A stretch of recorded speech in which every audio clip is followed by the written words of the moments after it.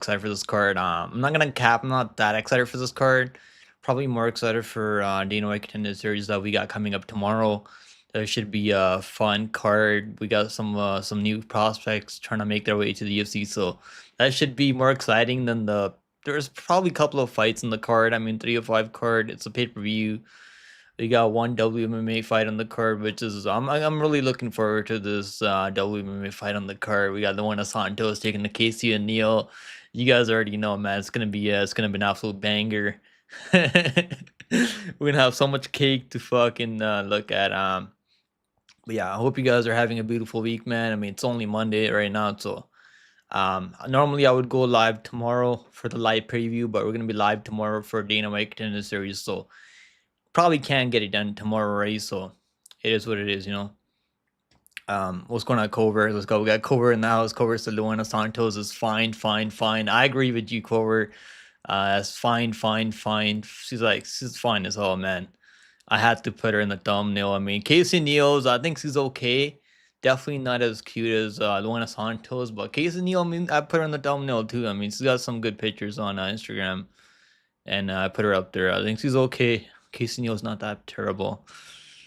Let's go. Carlos Prates 5 week, man. Honestly, like the parlay that I want to do is Fighting Nerds parlay, Kaya Berhalio and Carlos Prates. But the Prates line is minus 350, minus 325, and this kind of scares me just a bit.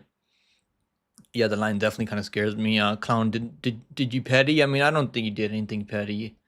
I mean, he can time anyone out he wants his live stream, right? So I can time him if I want it in my live stream if he comes in. Like, it is what it is.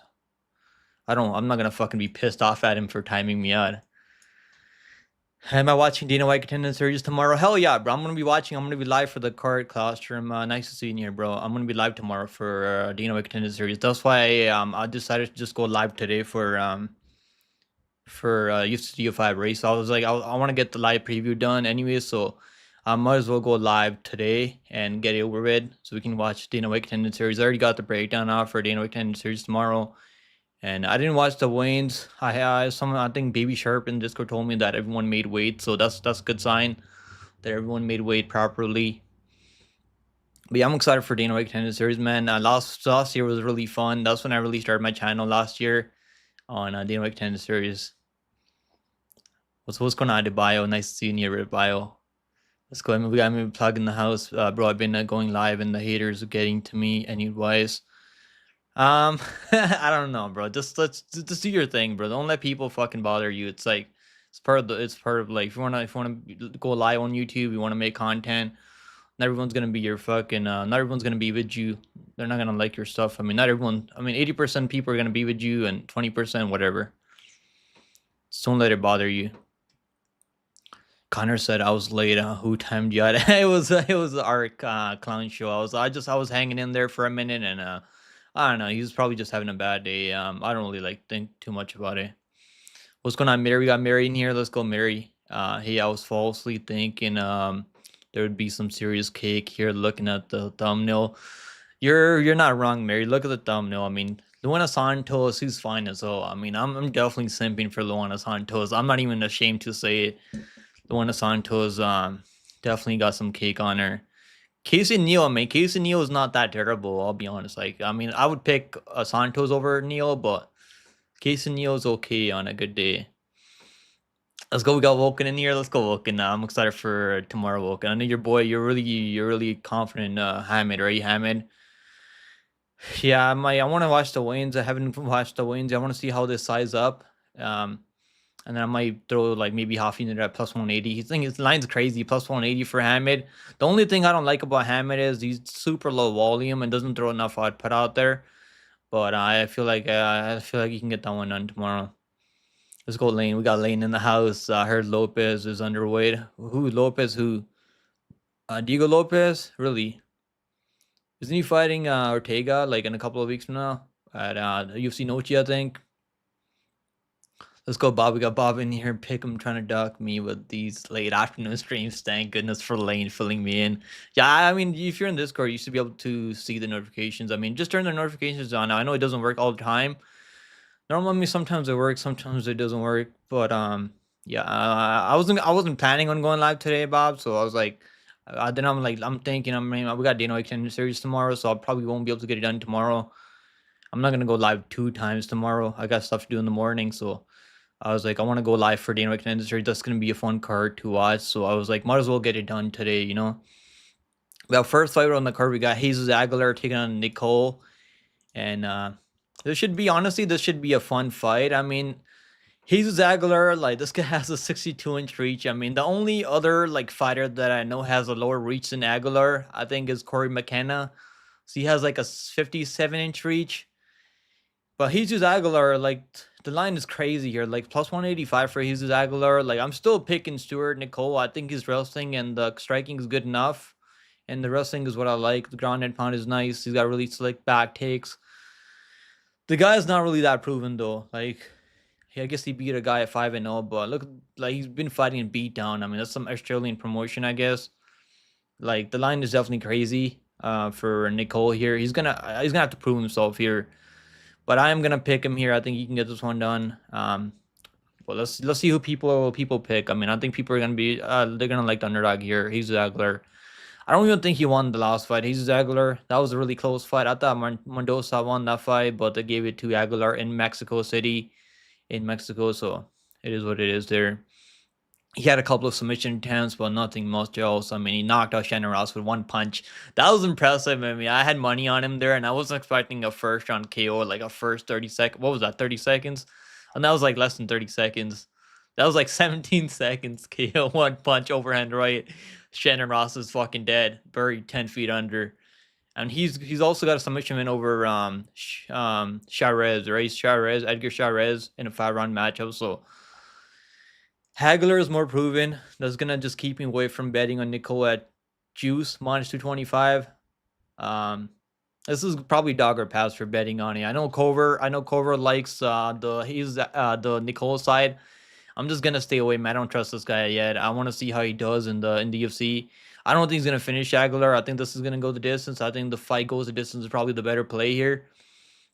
Yeah, I'm excited for this fight. This is gonna be a fun fight. Start the night. Let's go. Bruno Lopez. Oh, yeah, Bruno Lopez. I forgot about Bruno Lopez. I knew he came in at like 183, right? 183 or something like that. It's not that bad. I mean, it's not that bad. I always forget that his name is Lopez too. Yeah, that's gonna be it's gonna be exciting fight. If he grapples, he's gonna have the way better BJJ and control tomorrow. Hopefully, that's the reason I'm picking him tomorrow, because I think he can wrestle, get some takedowns, and control him. Bruno has potential, liked him from LFA. He does. I mean, what I don't like about Bruno Lopez is his fight IQ. He came in last year and was trying to strike with Brenson and Barrow. Wasn't trying to attempt any takedowns. So like, I don't know what happened to his fight IQ there. He was like minus 600, I think, minus 700, and he just wasn't attempting any takedown. Was trying to strike with Brenson and Barrow on the feet. And his striking is not that crazy. I mean, he does have a knockout win over RoboCop already back, and like I think that was RoboCop's first ever pro debut fight in MMA. If they run that back, I mean, I would max bet the hell out of RoboCop. The RoboCop would maul him pretty bad if they ran that back right now. You like Lopez KO? I think Lopez probably by submission. I don't know if he's gonna get the KO. I think submission is probably more likely because this guy has holes on the ground. Doesn't really know how to defend submissions. What's going on, Australian Axel? Crazy thumbnail on the stream. My wife uses this YouTube channel on the TV, bro. It's all good. Just tell her it's not your fault, bro. Tell her it's not your fault. I had to, bro. It's no one Santos 5 week. I mean, I had to put her up there. I mean, every time she fights, I always put her up there because she's definitely a cutie. You got to give a tour of the red light district. Looking, haven't been there in a minute. Let's go. When do you come to Netherlands? Bob, you're going to Netherlands, really? I don't think I'll ever go there. I might go to the States soon. I mean, I'm thinking about just driving up to the States and just traveling around. I don't think I'm gonna go like Netherlands or like my friend's going to Cuba right now, so she says she's gonna go to Cuba next week. Yo, let's go. It's the favorites debut. I wouldn't mind the money line for Aguilar. Yeah, well, that's the thing. Like, I'm just gonna stay away. I might do the over 2.5 because I think Aguilar is really tough and durable. He's not really easy to finish. He's got cardio is gonna be there. I think it's gonna be a tough matchup. But I'm gonna pick Nicoll to get it done by 28-28 decision. I don't think he's gonna finish him. I know he's finished a couple of people in beat down promotion. I don't know what the fuck that is. Some Australian promotion. I mean, some of you guys that are Australian probably know like what that promotion is. I think we got lines on this one. The props. I mean, they just dropped the props earlier, like at 3 p.m. today. And there's nothing really that I like that much. I was thinking about Dan Hooker plus 2.5, but I'm not sure. I think that might be a sneaky play on Dan Hooker plus 2.5 on this card. Yeah, Aguilar, like this one's they got the props up right now. So fight goes the distance minus 135. I honestly think it's gonna go the distance. I don't think Nicoll is gonna finish him. You might get some takedowns and ground and pound. I mean, Mendoza was able to get some takedowns on him.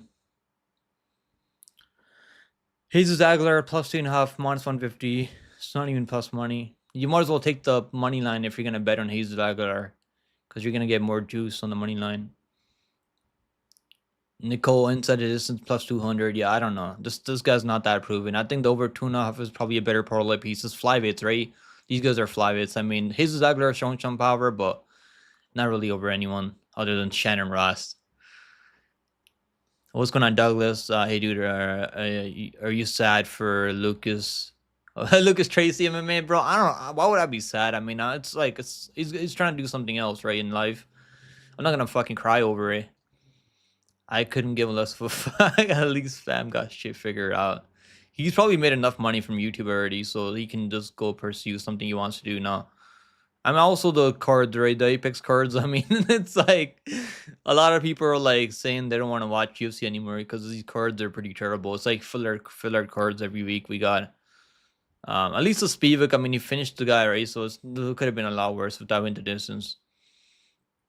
Yeah, I mean, Hamid, yeah. I think Vulcan told me that he's a multi-world champion. His striking is good enough. He just super low output. If he throws more volume out there, I want to see him throw more volume out there. He's like too patient and just willing to just counter strike, throw one punch at a time. That's the only thing I don't like about Hamid. I think he's probably the more technical kickboxer and has some of the nastiest leg kicks that I've seen. Who needs Lucas Tracy when you have Rigo? Exactly, exactly. I mean, we got MMA, we got AG, right? We got AG, MMA Guru. So Lucas Tracy's content was pretty good. I mean, I like some of his content, but he wants to do something else, right? You gotta let him. You got Ty winning. We'll talk about that fight soon, man. I don't know. After seeing Ty lose to fucking that blob, Ty Bora, I don't know if I can fucking trust Ty anymore. Lane said, I think the one I can take this. I hope he fucking takes it. All right, let's talk about the next fight, guys. I'm picking Nicoll by decision. It's gonna be my pick here. The money line's fucking way too wide. Aguilar is like more proven than Nicoll, has fought the better guys. I mean, Mendoza's got some of the worst fight IQ. Shannon Ross, I mean, obviously no chin, Shannon Ross. But the Shirez win, I mean, submitting Shirez is impressive. I mean, even though it was in the 5th round, we've seen a Testuro Tara couldn't catch Shirez in the submission. I mean, so Shirez is pretty durable. So that win, even back in 2020, that's what's keeping him away, because Shirez is pretty durable and tough. We're gonna see what level Nicoll's on. I'm gonna pick Nicoll by decision here. Next fight on the card, we got Kanan Song taking Ricky Glenn. I mean, this fight could be on this fight honestly should be on like a fight night card in the Apex. Chad's picking Nicoll at 55%. Yeah, I'm gonna pick Nicoll. Just not enough. If it was like minus 140, minus 130 on Nicoll, I think I would bet him. But minus 150, whatever, like minus 200, minus 225, that's actually kind of insane. Got clickbaited into watching by the half naked chick, but staying for the content. That's good. I'm glad it worked out. That's what I was hoping for, bro. I was hoping it was gonna be a good clickbait thumbnail. Appreciate you hopping in and hanging out with us. Let's do the next poll now, guys. Next poll on the card is gonna be for Glenn versus Song. And I know you guys, am I even excited for this fight? Not really that much. Ricky Glenn, like, I don't even know how he's in the UFC still. Like, his best, he's only had one round where he looked okay in. And that was over Grant Dawson, who was like absolutely gassed and gasping for air in the 3rd round. Song should win this, right? He's still at 155, so he's moving down to 155 here from 170. So I'm kind of worried for how the weight cut's gonna go for Song Kanan. That's probably if he makes weight and he looks good on the scales, then I'll probably like parlay him with someone on the card. Maybe with the over 2.5 in that Luana Santos fight, maybe. Um, but yeah, I'm gonna go Kanan Song by. I think he can get the KO. Ricky Glen's not really been that durable. Ricky Glenn does have power. When he remember when he knocked out Joakim Silva, then he got a 10-8 round over Grant Dawson. Then he was like a minus 200, minus 300 favor over. No, he was like minus one. I think it was minus 200 over Giagos, and he came out there and got slept in the first round. Would look super terrible. He honestly looked so washed, and Giagos knocked him out in the first round.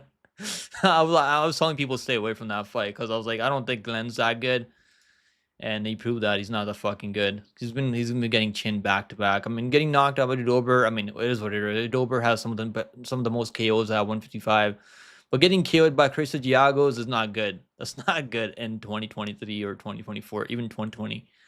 Since the last like 5 years, you shouldn't be getting KO'd by Chris Giagos. So I mean, he KO'd Joakim Silva. I guess that's impressive. Kevin Aguilar, I remember this guy, man. Where's this guy been? Kevin, I guess he got cut from the UFC. But yeah, I'm gonna pick a Song. I think he's gonna be a lot bigger than Ricky Glenn, and I mean that win over Ronaldo Bedoya doesn't even look that good for him. Ronaldo Bedoya is super mid, and I don't even know. Like knocking down Bedoya is not even that impressive anymore. I mean Herbert was able to knock down Bedoya and won every round over Bedoya, so it's like, and obviously knock down Ian Gary. That is impressive. I mean, okay, knocking down Ian Gary is impressive. And got outclassed by Kevin just said. It just the one step behind against Kevin just said, who's a lot better kickboxer than Ricky Glenn. This is a low level fight. I mean, I'm gonna pick Song Kanan just because he's bigger and hasn't looked as terrible as Ricky Glenn recently. And Ricky Glenn's like fighting like once a year and has not been looking good out there. He was getting dominated in the first rounds. Then Grant Dawson was so tired and got 10-8'd. Because I think Glenn had a submission attempt or something. So yeah, give me Song Kanan by KO TKO. I like if you're getting KO'd back to back, that's never a good sign. How dare I clickbait you guys? I mean, I gotta do what I gotta do. Right? I got a YouTube channel to run, guys. Come on. We're gonna talk about cake judging by the thumbnail. I mean, we're gonna talk about cake soon, Bob. Don't lose hope right now. We'll talk about the cake soon. I asked Clown so if he was undefeated against Drywall, and he said, yes, I am. Yo. Isn't Song Yudong? It's not Song Yudong, it's Kanan Song, I think. Song Yudong is the other dude that fights at bantamweight. Song versus Henry Cejudo, rumored for November. Song Yudong versus Henry Cejudo. I think Song Kanan wins that. Not Song Kanan, I mean Song Yudong wins that fight. I'm getting messed up with the names now. But yeah, I think Song Yudong should win that fight. I picked him over Peter Yan, and he won the first round. But yeah, Peter Yan's just a lot better than Cejudo's. I don't think Cejudo has it anymore. His cardio looked terrible, but that was against Marab though, so I don't know. That might be a tougher fight than I feel like it. Than I think. But Song Kanan should win that fight. If Henry Cejudo can wrestle nonstop, he can probably win, but who the fuck knows what's gonna happen there. Thumbnail made you guys click quickly. I'm glad it did. that's what I was hoping for. How the fuck is he gonna make 155? Yeah, that's what I'm wondering. Like that's why I haven't bet him yet, because I don't know if he's gonna make 155. And if he doesn't make 155, who the fuck cares? I mean, all these guys are missing weight. Chepe Mariscal missed weight. And he won, right? He absolutely put a masterclass on Damon Jackson. So it doesn't matter anymore if you don't make weight anymore. But I don't even like Ricky Glenn's cardio is terrible, so I'm not really worried about his cardio. This should be like under 2.5 rounds. Let's see what the unders are, the props are for this fight. Song Kanan by KO plus 115. Fight doesn't go the distance is probably the better play here. Minus 210. Probably a better parlay piece than Song Kanan by KO. I think Song Kanan is going to get the KO. If he drops him, I think he's going to finish him. Because Ricky Glenn looks like he's stuck in the mud when he's striking. It's super slow. The guy looks super slow now. I mean, if this goes the distance, what's Song Kanan by distance? Plus 300. I think fight doesn't go distance. Probably the better play here. Because Song Kanan should finish this dude. Ricky Glenn's not really been durable. and getting finished by who you got? You got finished by. I mean, Dober getting finished by Dober is no okay, whatever, right? But Giagos, if Giagos can finish in the first round, the first 90 seconds, that's not a good sign. Song Kanan should be able to take care of him. Let's go. Henry took so long. Is trying to do too much instead of focusing on fighting, and he's irrelevant now. He's got a family to take care of, man. Like, so I don't really know he cares about becoming a champion anymore, and he's not gonna be a champion anymore. He hurt Marab in the first round, but other than that, I mean, he didn't really do a whole lot out there. Just got really tired. His cardio was only there for like a couple minutes. I think Song Kanan's wrestling is good enough where he can stay in there and outwork Henry Cejudo. I'm gonna pick Song Kanan, not Song Kanan, Song Kadang by KO TKO. I think he can get Cejudo out of there. Do I got a mod? No, no one else is getting a mod, bro. No one else is getting a fucking wrench. No way. Bob's trying to get everyone a wrench in here. You already got me. You've given out enough wrenches out there, Bob. Let's go lane. Let's go lane. Yeah, but it's important that Pick'em knows that I like. Okay, okay, fair enough. I'll see what you're doing there, Bob. Lane said, I think Izzy and DDP each have impressive advantages, and I don't think either is enough to finish. I think he goes to distance. I think so too, Lane. I think DDP is gonna win by decision. He's gonna be able to mix in some takedowns.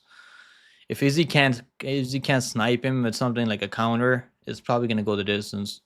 Because Izzy's okay just like winning by decision. He's not really gonna go for a finish if he doesn't see it.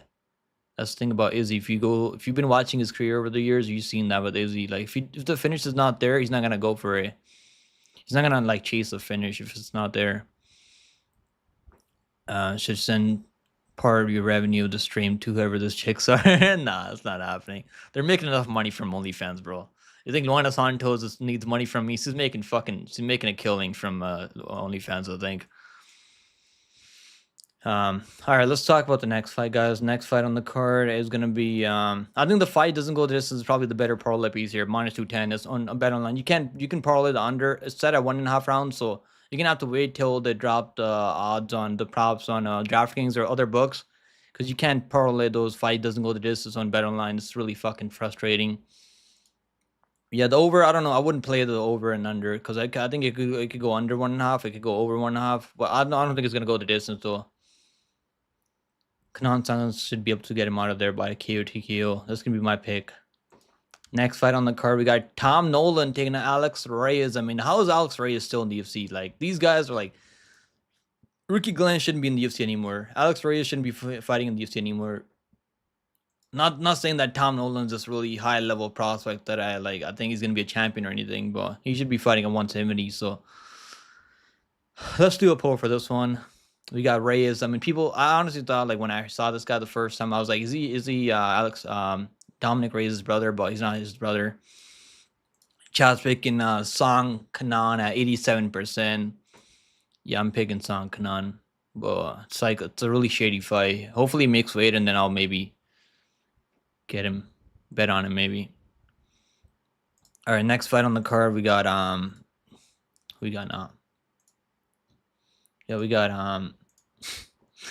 Tom Nolan, bro. Like, all these guys, I think these first 3 fights could be on like a prelim fight night card. Like, these prelims, like, they should have like had better prelims on this pay-per-view card. I guess because Tom Nolan is Australian, so they want to put him on the card. Tom Nolan, seeing him get dropped by his last fight was not good. He got dropped by Victor Martinez. That's never a good sign. But let's do the poll. Nolan versus Reyes. But Reyes is fighting like once a fucking 10 years. So Nolan should be able to get him out of there with some knees to the body and like some hooks. Do I trust him at -700? Hell nah. I don't trust him even at -400. Maybe like -300. If he was like -275, -280, I'd probably parlay him. But yeah, at this line, I'm just gonna stay away. I like the under. I think he goes under 1.5 rounds. Alex Reyes is not durable. I mean, he's fighting. I don't think he's really serious about MMA anymore. I think he's trying to fill his contract now. He's fought once in the last like 7, 8 years. I mean, like, so 7 years. I mean, once in the last 7 years, got KO'd by Charlie Campbell, who I think is a lot better than Nolan. I think Charlie Campbell has better striking than Nolan, but Nolan's knees and body kick should be able to get the job done here. Nolan is pretty chinny though, so I think all it's because he's cutting all that weight to make 155. It's probably why his chin is kind of sus. He should be able to get this one done, but I don't trust a lot. Do not parlay him at minus 1100. Like, it's for a guy that's chinny and that's kind of reckless out there. You're taking a lot of risk. But getting killed by Nicholas Mota, I mean, Mota is in his prime right now and has power for sure.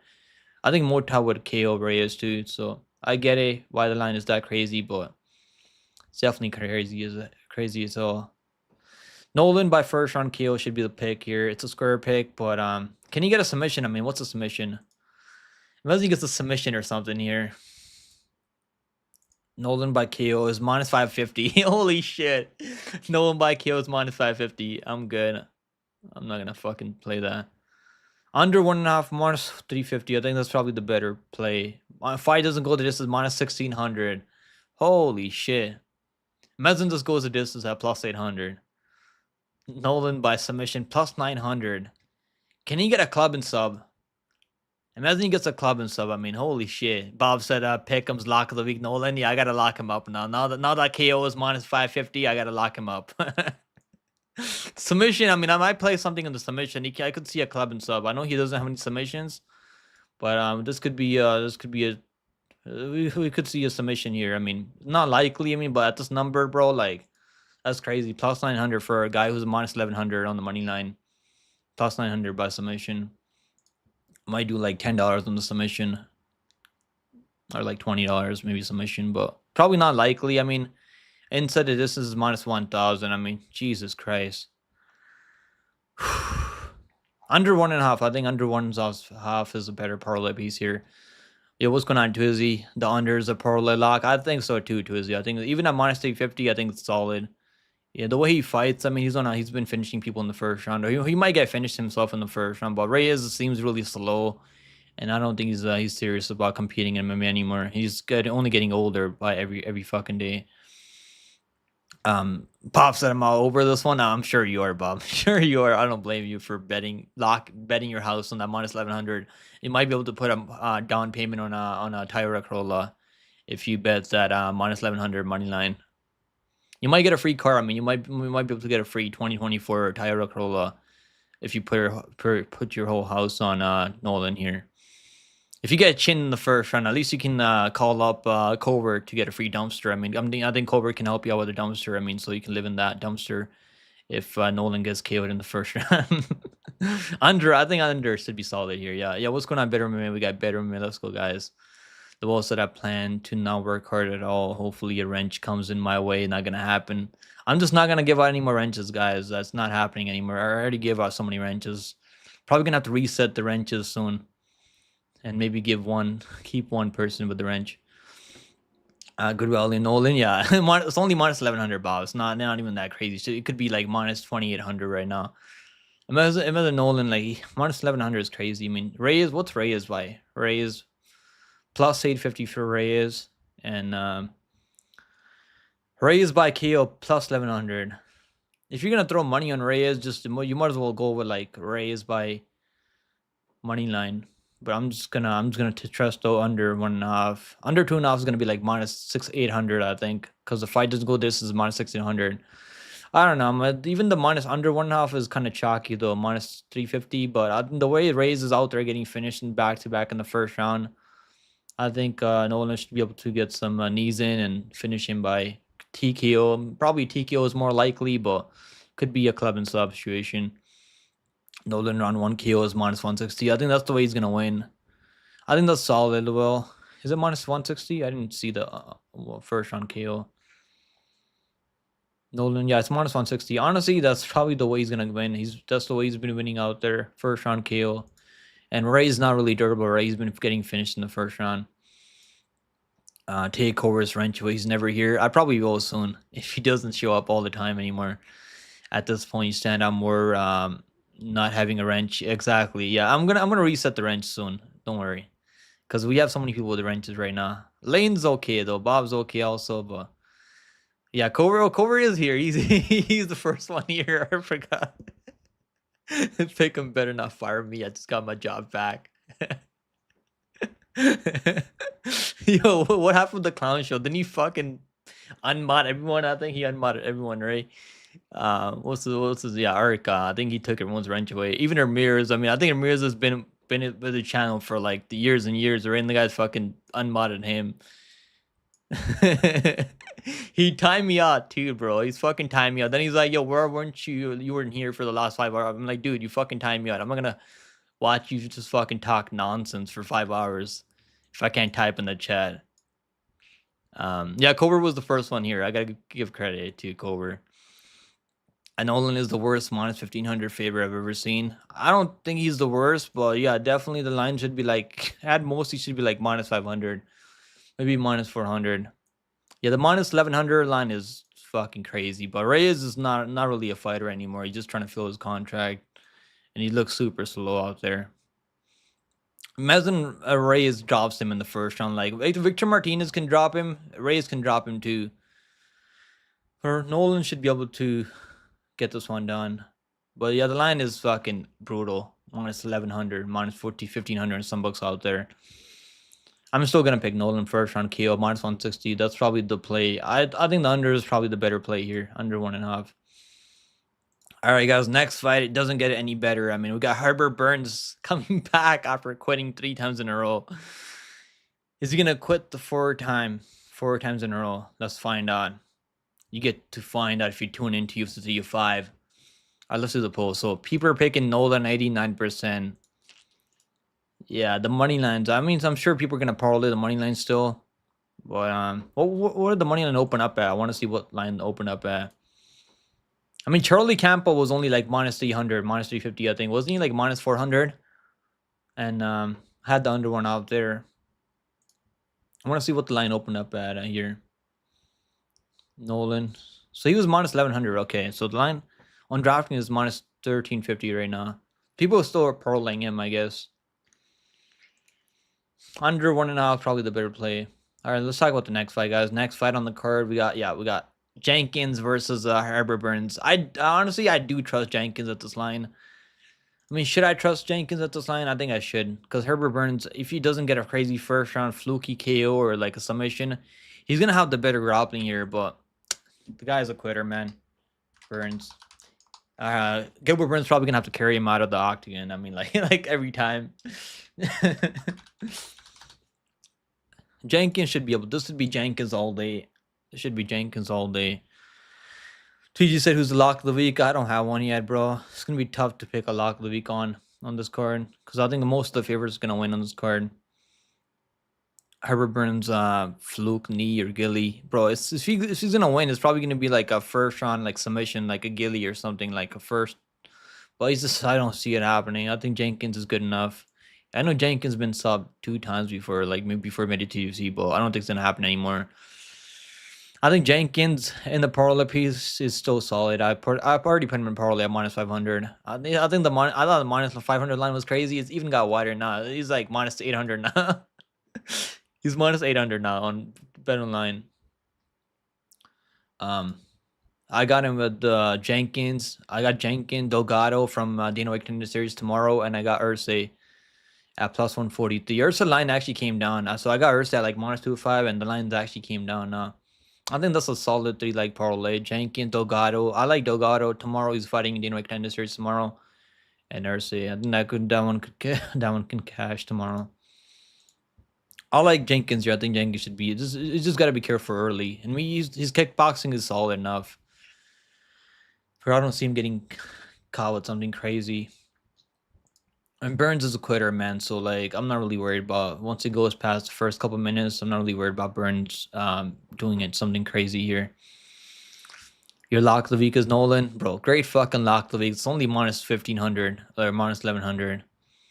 Jenkins will probably kick Herbert's legs off. Yeah, I think he is. Yo, he's got some of the nastiest leg kicks and body kicks. Like, he was, like, absolutely outclassing Chepe Mariscal before Chepe came in the second on changed the game plan, went for a takedown, went for the judo throw, and the way Jenkins postured on his arm, he broke his arm, I think.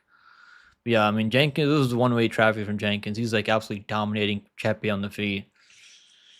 I heard say running everyone's parlays. I don't think so, Twizy. Kai Kara Friends is okay, but I think Erceg, what he showed against Pantoja, he showed he's gonna be the better like clinch fighter. He's got some solid enough takedown defense. Kai Kara Friends is not gonna be shooting takedowns. He's gonna be a striking matchup.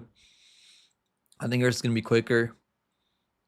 You like Prates and Erceg. I think that's solid. Prates line is minus 325, so it's like kind of like keeping me away because Li Jingling is pretty durable, but the guy hasn't fought in 2 years. Kai will lose. I think so too. You might parlay Erceg and Izzy. I don't like it. I'm picking DDP there on the main event. Jenkins will probably kick Herbert. I think he is. Yeah, I think that's gonna be the game plan. And I don't think Herbert might get a takedown early, but I don't really see him submitting him early. He's gonna be live for like a first like 2 minutes. I mean, if Herbert doesn't get him out of there in the first 2 minutes, he's gonna break down like every time. This is probably gonna be the last time we see Herbert Burns out there because if he doesn't win here, he needs a win here if he wants to keep competing in the UFC. If he doesn't win, he's gonna be out of the UFC now. Pop said I'm thinking quitting my job and pursuing something different. Pick him. You should talk to Lucas Tracy, bro. He found something that he wants to do. But what do you really want to do, Bob? Do you want to open a cake factory or like what's going on? I'm sure you could probably open a cake factory with all the cake we got this week. Ursa is minus 135 now. Yeah, I've seen the line going down. I think people are trying to find some underdogs to like on this card. But Ursa is a good locked in. He's probably going to be a candidate. I mean, he can also wrestle. I mean, I think people kind of forget that Erceg can wrestle offensively and go mix and grappling. Erceg is gonna be massive compared to Roybal. Like what's his name? Not Roybal. KKF is only like 5'4". He's gonna be a lot smaller, and he's not durable. He's not that durable either. All right, let's talk about the next fight, guys. Next fight on the card, we got this fight. I mean, I already got Jenkins. I think Jenkins second on KO. Let's see what the number is on Jenkins second on KO. I mean, I bet Julio Arce by second on KO over Herbert Burns, and just the way he just kind of gives up in the second on. Jenkins round 2 plus 275. I think that's solid. Jenkins KO round 2 plus 315. I think you should probably just take the round 2 KO or just the KO overall is minus 225. I think round 2 KO under 1.5 rounds plus 105. Fight doesn't go the distance minus 600. I think that's a solid parlay piece. Fight doesn't go the distance because I see Jenkins getting him out of there. Burns is gonna quit like he always does. I don't know if I think it's gonna be the second on. I'm gonna pick second on KO for Jenkins here. Even though Jenkins hasn't really been finishing anyone in the UFC, but this should be a good spot for him. They're kind of setting him up here for a finish here. Probably gonna be a leg kick TKO. I could see a leg kick TKO or just him landing a lot of body kicks and Herbert Burns just kind of folding like he normally does. Yeah, Jenkins second on KO plus 315. That's gonna be my pick here. All right, let's talk about the next fight. Next fight on the card, we got Casey and Neil versus Luana Santos. Let's go. We got the cake fight here. They're gonna be competing for the cake. I'm gonna go Luana Santos here. Let's do the poll anyways. So people are picking Jenkins at 82% right now in the chat.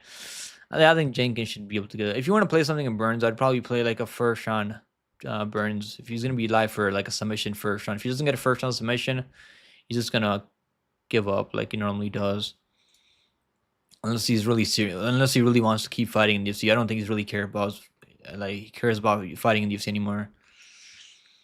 All right, let's do the next poll on Neil versus Santos. I'm picking Santos here. I think Santos is gonna get this one done. I've been fading Casey and Neil, man. I don't know why people are so high on Casey and Neil. I don't know why. I don't get it. I guess he throws a lot of volume out there, and her losing to Jennifer Maia is not looking good for her. Jennifer Maia is barely winning fights in Invicta now. Like, she almost lost a fight in Invicta recently. And Jennifer Maia is washed. I mean, so losing Jennifer Maia is not good. Then she lost to Lipsky. I mean, losing Lipsky is not horrible. I picked Lipsky, had Lipsky money line under 2.5 rounds. Because I like after getting a neck surgery, you're never gonna be the same, and that's what happened with Casey Neal. He had a neck surgery going into that Lipsky fight. Came back after a layoff, looked pretty terrible. got dropped, got submitted by Lipski. I think Lipski has better striking than Santos. His throws in combinations, so I do favor Lipski striking more. And but Neo, I don't think he's the same fighter anymore. I know people are talking about how durable he is. He's been finished in the amateurs back in the day, so it's like he's been finished before. If you fight someone that's like has some finishing ability, they can finish her. I mean, Santos, is he gonna get takedowns on Neo? If Santos doesn't hurt her, I don't think he's gonna get takedowns. It's probably gonna be a clinch, so he can probably clinch her, control her against the fence. I'm picking Santos. I like Santos money line here. Even though I should be staying away from MMA, I still like Santos. I think she's gonna get this one done. She's also been more active out there. She's fighting like every couple months. She's fought 3 times in the last like year, not even a year ago. Like, yeah. So give me Santos by decision. Can she finish O'Neal? I don't know if she's gonna finish her. I mean, Santos has been finishing people out there, but I don't think she's gonna finish her out there.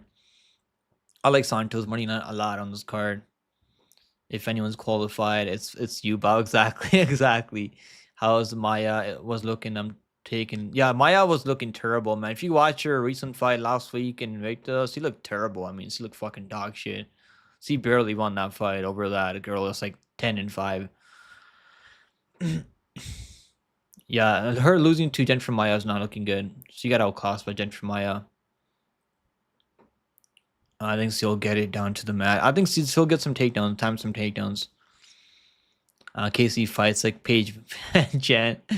She's like the only thing O'Neal has is the volume. She throws a lot of volume on the feet, but not much power. I mean, she's not really landing a lot of damage out there. And I like the Santos. She's been fighting every couple of months, and she's in her prime right now. And also Santos is cuter. So if it goes to the judges, if I was a judge, I would give it to Santos over O'Neal. What about you guys? Let me know in the chat if you guys were the judges, right? And it was a close fight, like 50-50. Who'd you guys give it to? I would give it to Santos, 30-27. I would give Santos 30-27. Oh, my scorecards. Sorry, if I was a judge on this card, I would probably write the scorecards right now. 30-27 Santos, no matter what happens. Only issue I have with Santos bet here is that women's MMA often have such a close fight, so it's easy for the local judges to pick the local one. I get it. I mean, but I don't think O'Neal's as good as people. I mean, people are really high on O'Neal. She was like minus 200 over Lipski, and I faded her then. I mean, so that worked out for me. I had Lipski at like plus 150. I think it was like the line was even plus 160 on Lipski there.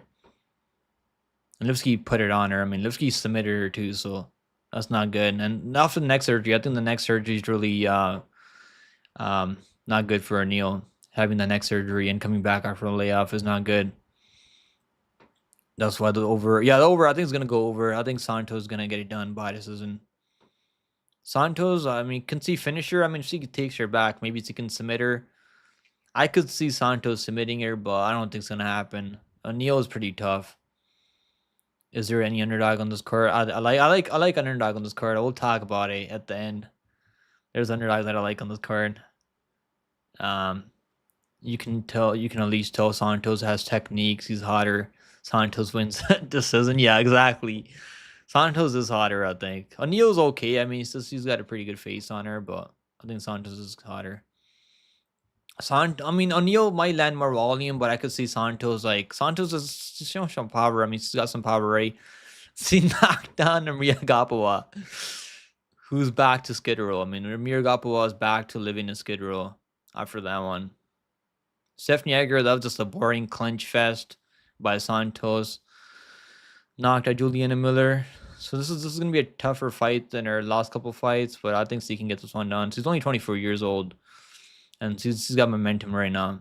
Give me Santos. Her only loss was the girl that's fighting in PFL right now, Gina Bishop. Gina Bishop is not terrible. Santos, I'm going to take Santos, money line and the over. I think it should be solid.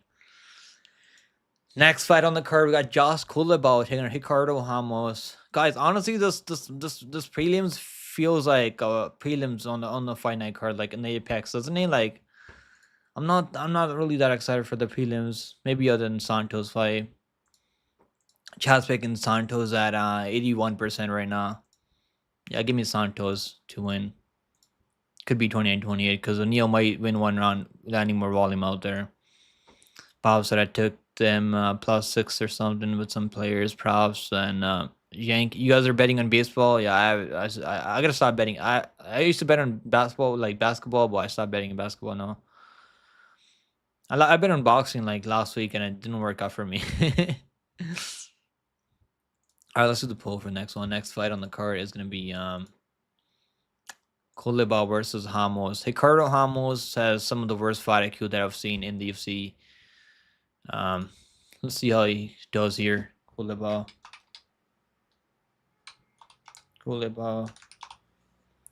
versus Ramos. I've done pretty well on picking these guys' fights. I mean, I picked Danny Silva to beat Culibao as an underdog. I mean, Danny Silva was like -240 now over Bazookia in a couple of weeks now. This is crazy. Yeah, Danny Silva was like +160 over Culibao, and we had him there. And that was a pretty close fight, though. Culibao kind of outstruck him, but he got taken down, got overworked. Ricardo Ramos is probably the better, has probably more power. I feel like he's got more power on the feet and more dangerous to the grappling, but the fight IQ is highly questionable from Ricardo Ramos. Like, he'll be winning the fight on the feet and he'll shoot a takedown for no reason. So that's the thing about Ricardo Ramos. Can you trust him? If you want to bet him as a dog, he probably is one of the better dogs on the card, but just the fight IQ, you can like trust him with your money because he'll be like close to getting a finish like over Rosa, then shoot a takedown for no reason at all. So that's the reason why I'm not gonna pick Ricardo Ramos here because he's capable of winning this fight. Casey looks like Lindsay Lohan when she was doing math. That's fucking brutal, bro. Culibao, Nolan, Jenkins +105. I don't know if I can parlay Culibao. That's the thing. Like Culibao, like I think he can win. Ricardo Ramos is a lot better than his losses. I mean, but the guy's fight IQ is highly questionable, and he's probably gonna be the better pure grappler. But he'll like make a mistake on the mat for no reason at all. I'm gonna pick Culibao by like submission. I think he can get him in a submission. If Jourdain can catch him in a submission, I think Culibao is live to get him in a submission too. I think this fight's gonna end inside the distance. I think the under 2.5 +120 is a pretty solid play. Because Ricardo Ramos is not really durable. I mean, he's been finished 5 out of 6 times in the UFC, and that's not 4 out of 5 times in the UFC. Even though like those guys are like Lauren Murphy and Nurmagomedov, I mean, I'll give him a break for those two, right? But getting finished by Jourdain and Rosa is pretty slick with the submission. But getting finished by Jourdain in the first round, the way he's shooting takedowns for no reason, and getting finished and just tapping out, not even trying to fight submissions, that's not good. I'm gonna pick Culibao by submission. They can get him a submission because I could see Ramos like doing good on the feet and shooting a takedown for no reason at all. I'm gonna say Culibao by second on submission. Yeah, I mean that's not bad, Dana Blanco, if you want to parlay him, but I would take the Nolan under 1.5 in the Nolan fight. I think that's probably solid. Tom said I got 0 balance in my DraftKings account. What'd you bet it on? Did you bet it on something, Bob? I don't bet on NBA. I mean MLB anymore. I used to watch baseball from time to time, and just when I'm bored, but I don't really like watching baseball.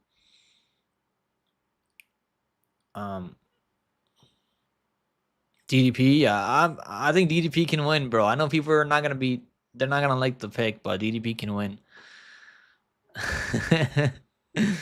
Poor guy was fighting killers, and I can't hate on him for those losses. And there's like a couple of losses. I mean, Nurmagomedov is an absolute beast, right? So it is what it is. Nurmagomedov is like loss is okay, and losing to Murphy is like okay also. That's whatever. Give him a break. Those guys are both. Nurmagomedov was like ranked at one point. He's close to being ranked in the top 15.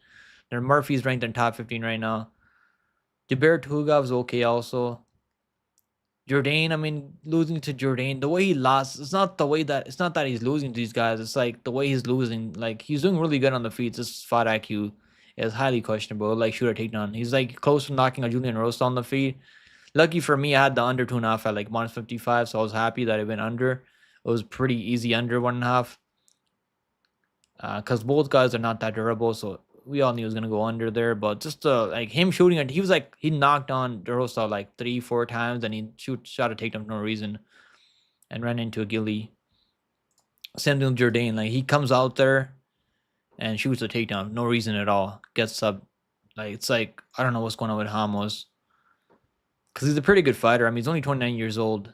Is he gonna start putting things together now? Finally. Yeah, just Culibao is not as I don't think Culibao is that crazy good. I mean, most of Adesanya slip and he got sub. I think that was a club and sub. I mean, he beat Sungwoo Choi by split decision. I mean, that's not good. Not finishing Charlotte Nerdenbeck is not good either. So like, I think the under 2.5 at plus money, plus 120 is not horrible here. I honestly think it goes under. I think one of these guys is gonna finish each other. I think Culibao can finish him, or Ramos might be able to finish him. Under 2.5 here, plus 120. Fight doesn't go this is minus 105. I think there's a likelihood of it going under 2.5. I really feel like it go under. Yo, what's going on, Round Robin? Round Robin. Yo, Erceg seems pissed off, eh? What happened between you guys? Bob said I bet on everything. I got issues. Yeah. You should just stick to one thing, Bob. I stick to just MMA now. Yeah, what happened? Let us know, bro. What happened to you and Eric, man? He seems fucking pissed at you for some reason. I got timed out myself. I mean, no one's fucking safe over there. Bob lost his account during the first round of breakdancing competition in the Olympics. Did you guys really bet on Olympics? I've never bet on Olympics in my life. I don't watch Olympics, so I don't even know what the hell I should be betting on. But I never bet on the Olympics in my life. Ernie said I took Culibao. Also agree with you. Yeah, just Ramos is a pretty good fighter. Just his fight IQ. I mean he knocked out Jamin Jahabi Ray, Ariel Hawani's brother, twin brother, with the spinning back fist back in his. The guy's been in the UFC for a minute. He's probably the more proven guy in the UFC. Just the fight IQ is just why I'm not gonna pick him here. What's going on in for MMA Cruz Foreskin? What a name, bro. What's going on with you? Yeah, that was a chalky breakdance card, Dana. Ban no one likes round robins. He banned you because he said no one likes round robins. Okay. It's fucking crazy, dude.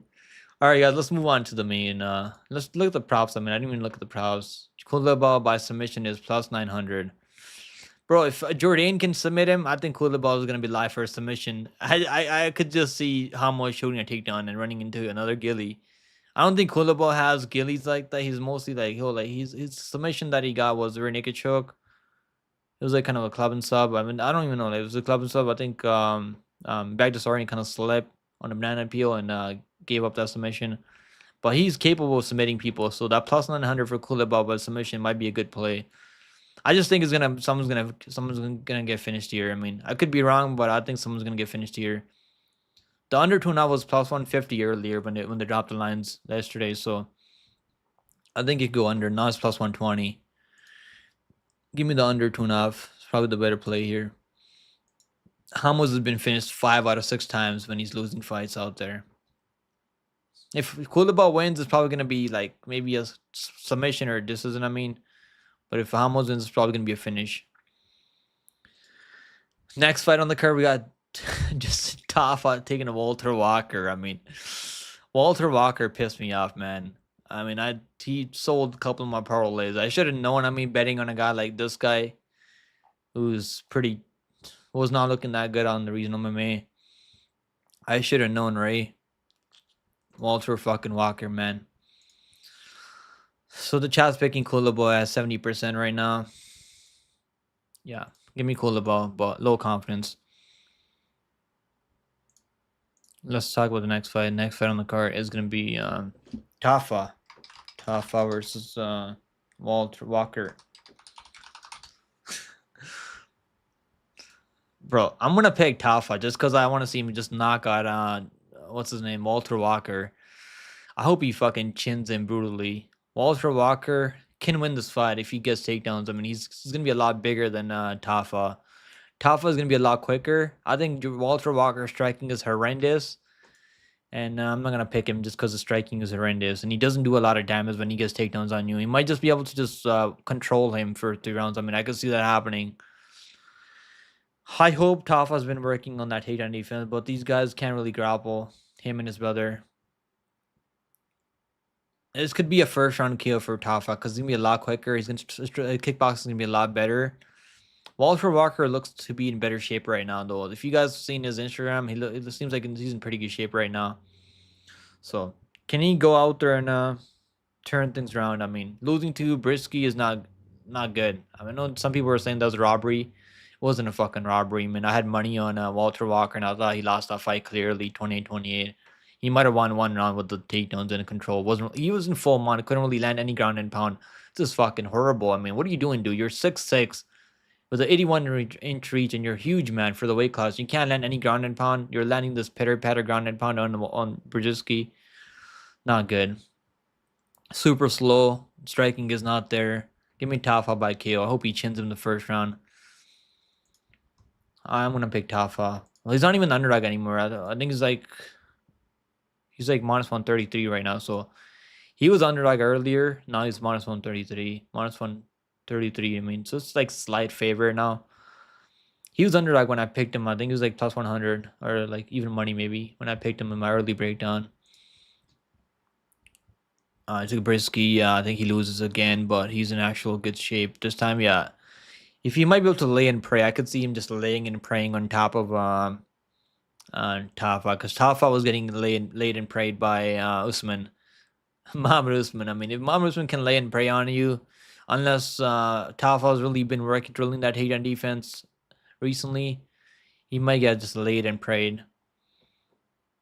Laid and prayed. That's fucking sus.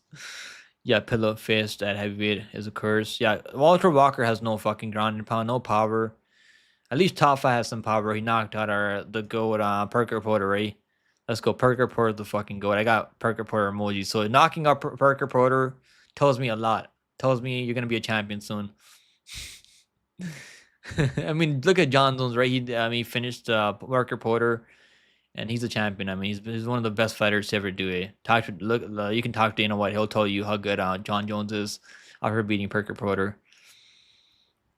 I'm gonna take a shot on Tafa round 2, round 3 KO. It depends how fat the odds are. I don't think it's that crazy though. They already got the props out right now. Tafa by KO plus 125. Tafa by KO round 2 plus 650. Tafa by KO round 3 is plus 1,000. So honestly, not that terrible. I mean, Walter Walker seems to have a chin on him though. But those, I think Tafa's gonna be just a lot quicker. And on the feed, but can he keep it on the feed? That's the question that I have. That's why I haven't bet him yet, because I'm just worried that he might just get taken on. Because getting taken on Mahmoud Usman and getting controlled. Now he was hurting Mahmoud Usman on the feed when they were standing. Mahmoud Usman makes Ngannou look like an undefeated kickboxer. Yeah, bro, Ngannou would do some terrible things to Mahmoud Usman. Ngannou's gonna be fighting Renan Ferreira in PFL in October right now, so I'm excited for that fight. That's gonna be a good fight. Plus 650, plus 1,000, not bad. Depends if he gasses. I think it's probably gonna be early KO. It's probably gonna be like a first or second on KO from Tafa. Cover. I don't want to fucking know about your dick, bro. You're gonna get timed out just for that. Just fucking. I don't want to hear you talking about your dick in the chat. You can talk about the fight game, man. That's fucking really weird. All right, let's talk about the next fight. Next fight on the card is I think he can get the KO here. I think he should be able to get the KO here.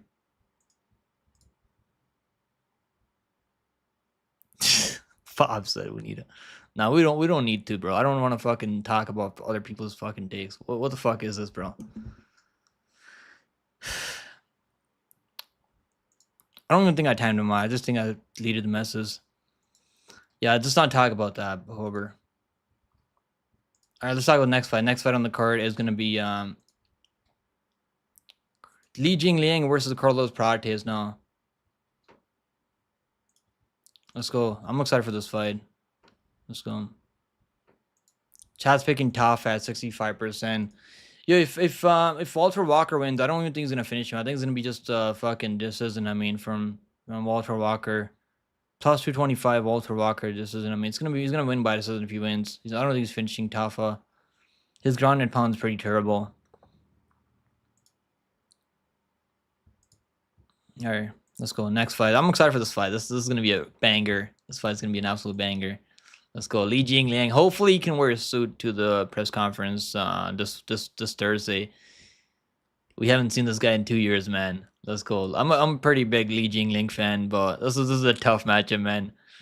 I'm a bigger fan of the fighting nerds. I mean, I'm definitely not fading fighting nerds here. Let's go. Let's go. What's going on? Useless in the house. Yeah, you could. I don't want to fucking talk about it. Useless. Let's go. Prates versus Jingliang. Li. Luana had Cobra acting up, yeah. I mean, you can tell Luana Carolina body. I mean, not Luana Carolina, Luana Santos body. I don't want to fucking know Cobra.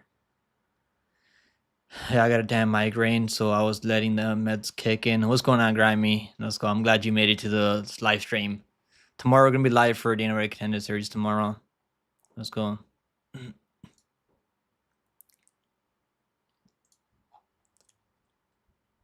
Prates. Yeah, Prates is that fucking dude, man. This guy is scary, dude. Yo, last fight, I'm so happy that he didn't KO Radke in the first half a round. Because I had half a round was minus 750. That was my last parlay leg on the card. That was the last parlay leg on my parlay. I had the over 2.5 in that Castaneda and the other fight. I think it was Marco's fight. And I had one more fighter in there. I think I had Lapalus by decision. So it was a 3-leg parlay with the over half a round. In that Radke fight, and he finished him in the late first round. So I was thank God he finished him in the late first round, not in the first half a round. I think it's gonna be tougher to finish Lee Lee is pretty durable, man. He's got a chin on him. The guys can take a shot, right? Like hopefully, like this is gonna go longer, but Carlos Prates just has those nasty knees to the body, and he really digs those knees in there. And he's like trying to find your liver. I mean, he's trying like that's what he did to Radke. He landed that liver kick. It was a knee to the liver. I mean, it was one of the nastiest knees I've seen. And Radke is pretty tough, right? But he just folded Radke with that knee to the body. I mean, you can't take much when you get knee to the body. He was losing Trevor Giles. I mean, yeah, I'm happy he still got the KO. Well, that was a pretty I had him there. I needed him to win that fight, and he did, right? So thank God he did. But that was a sweaty fight. Li Jingliang, man, we haven't seen him in 2 years. I'm gonna pick Prates. I think Prates can win this fight. I'm gonna pick him by decision. If he finishes Li Jingliang, I'll be like, holy shit, this guy is gonna be a contender. I think he's got the potential to be a contender. But the only time we've seen Li Jingliang get finishes by submission. I mean, Hamjach Mai was able to submit him, right? The guy is pretty durable though. No one's been able to KO him in the UFC overall in like 27 fights in his career. No one's been able to finish him yet. Yeah, give me Prates by decision. That's probably a good number, right? I'm not gonna play. I don't know. He might be able to first one to KO him though. I'm not biased. I might be kind of biased because I don't want to see Li Jingliang get KO'd. Then Prates by KO minus 130. Prates by decision plus 325.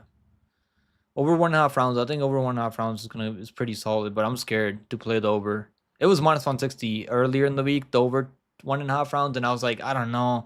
Prates, the way he folded Radke in the first round was fucking nasty, man. So like he's capable of knocking him out. So that's why I'm probably just gonna stay away from the overs. Hopefully it's a good fight. I think Prates and Kaya Braulio parlay. I might do that. Parlay. Prates and Kaya Braulio, who's fighting in a couple of weeks. I think he's fighting next after this card. Kaio is trash. Grapple Merchant.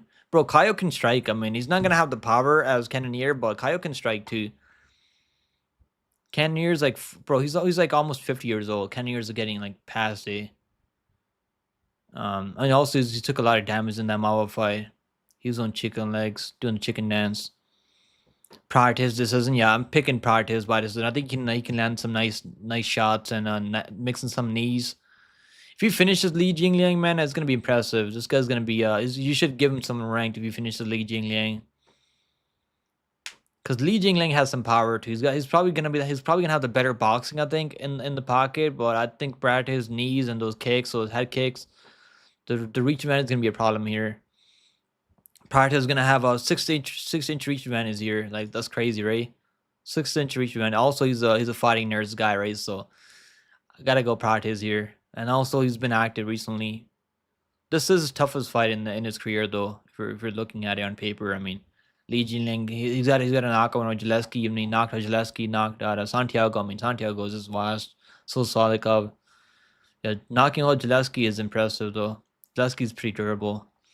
He's only one KO Gillespie too, in what, like 15 fights in the UFC. Like that's impressive.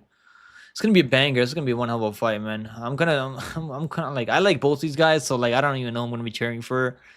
But I'm gonna pick Prates because he's been active recently and he's not coming back after 2 years off. I think Li Jingliang has had a surgery too, so he's coming back after surgery. He's defensively sound. Leech. The press conference is gonna be fun, man. I'm excited for the press conference. Hopefully, Izzy and DDP go back and forth at the presser because this week doesn't feel like a pay-per-view week, right? Is it just me or this week doesn't really feel like a big pay-per-view week? Yeah, what's going on, Acromatics? That Kyle beats Cannonier. He will be the first to submit him, I think. It's 5 rounds. I mean, he does have a lot of time. I'm picking Kyle. I'm picking Kyle Braulio. It's definitely a tough matchup, but I think Cannonier's on the downhill now. His cardio doesn't really seem to be there, even though this is the first 5-round main win for Kyle Braulio. So Cannonier's going to have some experience than Kyle. But Cannonier's like 40 years old now. He's getting past it. Rigo used black magic on Lucas Tracy. Guru's nah, Lucas Tracy, I think he just wants to like concentrate on making more cooking books or some shit like that. That's what he said, right? Don't say things like that. He'll lose by 3rd round. This isn't right. I think he's gonna lose by decision. I don't think he's gonna finish him. Lee has a chin on him, but those knees, I mean, if he gets finished, it's probably going to be like a knee to the liver or like a body shot or something like that. You can't really like recover from that as quickly as you can recover from a headshot. I took a Mavo last time to both beat Kyle. I took a Mavo too. I had a pretty big parlay. Mavo Marcos and Klein. It was a plus 500. Ernie, you're not old. Yeah, Ernie, bro, you're not that old, man. I'm just saying, like, for MMA, I mean, for MMA, like, 40 is kind of pushing it for MMA at 185. If you're fighting at, like, 265, I mean, it's probably not that old, but at 185, it's kind of, you're out of your prime a bit. Even Kaio's finish over Craig, he looks sloppy. Cannonier is going to snipe his head off. Bro, I don't think so. Cannonier is, like, he's not really finishing anyone recently. Who's he finishing recently? I don't remember him finishing anyone. I mean, he finished Derek Brunson, right? He was so tired after the 1st round. Who'd he finish, though? Like, he's just the last guy that I remember him finishing. Yeah, Mavo was good, man. I would probably pick a Mavo over Kaio right now. Because I think the kickboxing is solid. But Kaio, if he gets a takedown, it could be it could change the game. If he was able to take him down. Wow, so chat's picking Prates at 86%, man. I mean, look how times have changed, right? This was happening 5 years ago. I'd probably pick or even 3 years ago, I'd pick Lee over Prates. But the fighting nerds, man, they're not losing anytime soon. Prates by decision is gonna be my pick. I want to do Prates and Kaio. I think that's a solid parlay. I think they can both win. You're gonna get plus money. Then betting Kaio alone at minus 155. I think you're probably better off parlaying those two. All right, let's talk about the next fight now. Lee by decision plus 575. Lee by KO plus 450. Prates by decision plus 325. I'm gonna pick Prates by decision. I think this could go longer. Could be a 3rd round TKO though from Prates if he's able to find one of those. That left hook, the straight left hook is nasty. I mean, but Lee's not chinny like Trevin Dow's. It's gonna be a good fight, man. I'm excited for this fight. I think it goes over 1.5. Let's go. Next fight on the card. We got Tuivasa taking Jairzinho Rozenstruik. Let's go. Tuivasa. I was a believer of Tuivasa. Bam, bam, Tuivasa. I don't know if I am anymore. See, is his latest reel trying to come off like he's raised by. Yeah, I've seen that. He's just trying to fucking. I don't know. He's just trying to always make something up. I mean, Duplessis was a farmer. I mean, his family used to farm, right? I think they still got farms. I mean, they're still farmers. DDP grew up on a fucking farm, man. I mean, Izzy had servants when he grew up, so just trying to make shit up. He's trying to say that he's less privileged than DDP, I think. Or is that what he's trying to say? All right, guys, let's do the next poll. Guys, hit the like button, guys. We're getting close to 15 likes right now. We should have at least 20 likes on the stream. Hit the damn like button. Come on, it's free. Support the channel. Let's get the algorithm going. All right, let's do it. Let's do the poll now. For this one, let's go. This could be the last time we see Tuivasa. Could be the era. Could be the end of the shoe era here. Tuivasa versus Rozenstruik. So I was still a believer in Tuivasa, but not anymore. I can't pick him anymore. Like losing to Taibora is not good. Like this guy was he could have fought John Jones for the belt at one point. if he got that KO over Cyril Gane, you guys remember that? He was close to knocking out Cyril Gane. He dropped him with the right hand, and then he could have he was close to getting the title shot over with John Jones. Imagine Tuivasa versus John Jones. Obviously, KO'd Derek Lewis right with the elbows. That was a nasty elbow that he had there. Derek Lewis was trying to wrestle him for some reason. It was really weird. Rozenstruik should be the better kickboxer, and I think his cardio is better. Also, durability is pretty solid. He's not out there getting chinned back to back, right? Like Tuivasa. He's been finished every time he's out there fighting. That's not good. He's since losing Cyril Gane, I mean, he's not been the same fighter anymore. Absolutely got ran through by Pavlovich. I would pick Pavlovich over Rozenstruik, but still, like the way he got dog walked in the first minute, I mean, it was brutal. So yeah, I mean, he was doing pretty good on the feet with Taibora, but Taibora just got that takedown, submit him right away, and he wasn't even trying to fight that submission off. He's only 31. I mean, so can he finally turn it around? I'm not gonna believe in Tuivasa anymore. I think it's over for Tuivasa. It was gonna Rigo, to be honest. Farmers in South Africa are rich as hell. Like farmers in India are rich too. I mean, not all of them, but it depends on how many farms you have. I like Ty, but Rozenstruik is gonna retire him permanently. Unfortunately, yeah, I think so too. I don't like. I think he can get a KO on Tuivasa. Tuivasa chin is pretty solid though, but maybe Rozenstruik can just like kickbox him for 3 rounds. I could see that happening, but I think it's gonna be a finish here. The way it's gonna be a striking matchup, and one of these guys is gonna finish each other here. Tui got a lot of stuff going on the outside of the cage with the business and shit. He's cooked. Yeah, I don't think he takes his career serious. He's never in phenomenal shape, right? Like Rozenstruik, this is all he does. I mean, he just doesn't have business on the side. This is how he makes a living. Rozenstruik's been 5 rounds so many times, so his cardio is solid. We know he can go fucking 5 rounds easy. If Rozenstruik gets careless, I could see him catching. I could see Bam Bam catching him at something, but the likelihood of that happening is not that high. I feel like. I think Rozenstruik is a solid parlay piece. I was trying to believe in Tuivasa, and then once you lose to Taibora, man, that means you don't have it anymore. Losing Taibora, one of the worst heavyweights out there. Taibora that beats Grappler is definitely not a loss you want to have in your record. Exactly.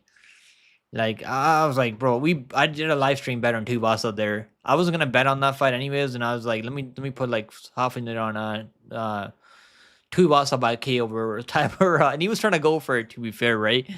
But yeah, he just doesn't have it anymore, man. Like he can't defend a single takedown. It doesn't have to worry about. I could see. I mean, imagine Rozenstruik starts taking him down. Imagine he's trying to take him. He's been training on American Top Team, so his takedown defense looked a lot better in that Gazi fight, right? So can he mix in takedowns here? I could see him starting mixing takedowns here. Tuivasa has no takedown defense. It's gonna be a striking battle. I think it's gonna be a kickboxing battle, and I think Rozenstruik's just a better kickboxer.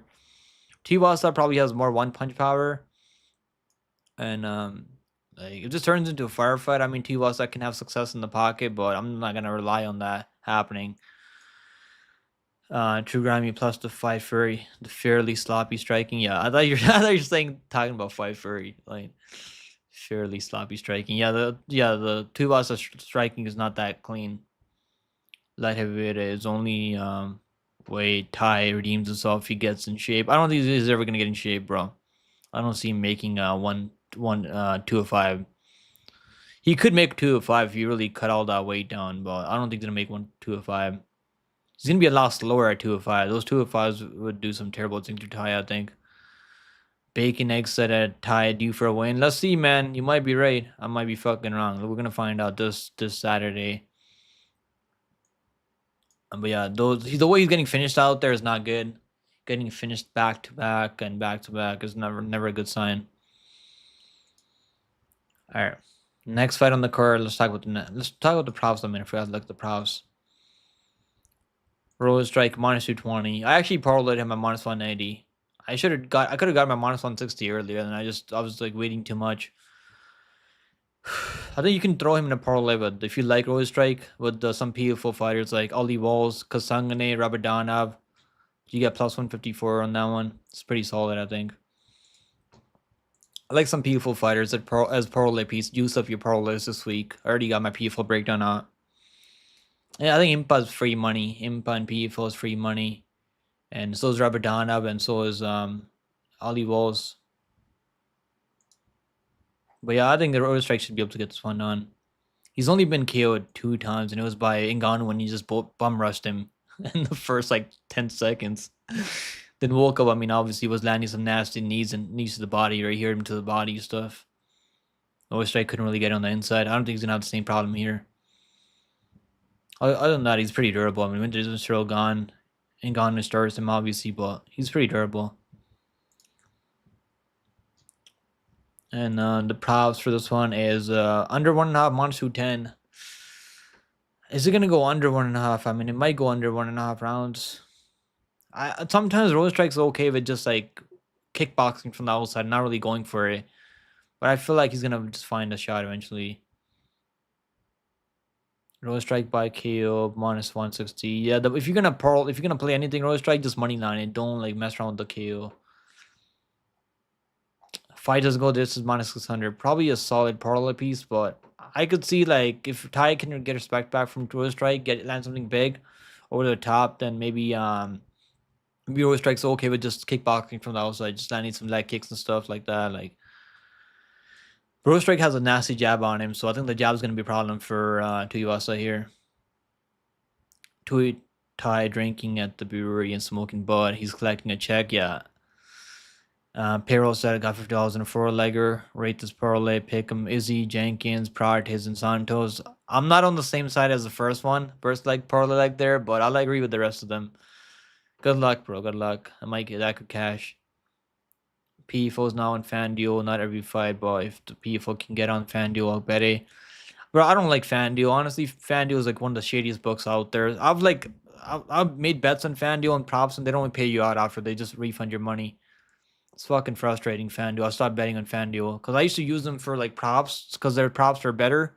You get better lines than props, like round props and stuff like that. Like, say if you want to bet on Rozenstruik by second round KO here, if you're probably getting like plus 400, like plus 300 on other books, so you probably find like plus 500 on FanDuel.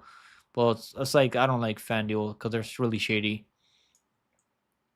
For me, it's been really shady. Bro, try to predict after weigh-ins or 2 days before the fights for any news or changes you're predicting too far. That's why you're suck lately. Okay, fair enough, bro. I'm gonna fucking predict the fights when I want to predict them, bro. If you don't like it, you don't have to be here. You don't have to hang out with us in the live stream. I'll help you out. I mean, I'll show you the fucking door. Oh, okay, I'll give you a break this time, but you're not gonna fucking come in here and disrespect me. I'll do whatever I want to do, bro. You're not gonna fucking tell me when I should do my breakdown. True 205 wouldn't be fair for Tai. I don't think he can make 205 right now. He's not like he doesn't even like seem to be in shape for 265. He could probably make. He's not that big for light heavyweight. I mean, for heavyweight, I mean he's only 6'2". Yeah, but he's Aguilar's going to show Stewart Nicoll where he's from. Aguilar, he definitely has the more like experience though. Wins really changed the fight. Bro, I make my breakdowns like the week before, like if I did my breakdown after the weigh-ins, bro, though you'd be betting like you wouldn't be getting the proper lines like betting on fights. You'd be like betting fucking Prates was minus 230, I think minus 225 last week, and now he's like minus 350 now almost. So like what's the point of like betting after the weigh-ins? I guess some if you're not confident, if you think someone's gonna miss weight, maybe then, but type S to split and on go with James for telling Pick'em how to run the channel. No one's gonna tell me anything, bro. You're not gonna come in here and tell me shit in my live stream. I didn't even time him out. I was gonna time him out, but fuck, I'm not gonna. I don't time people out that much.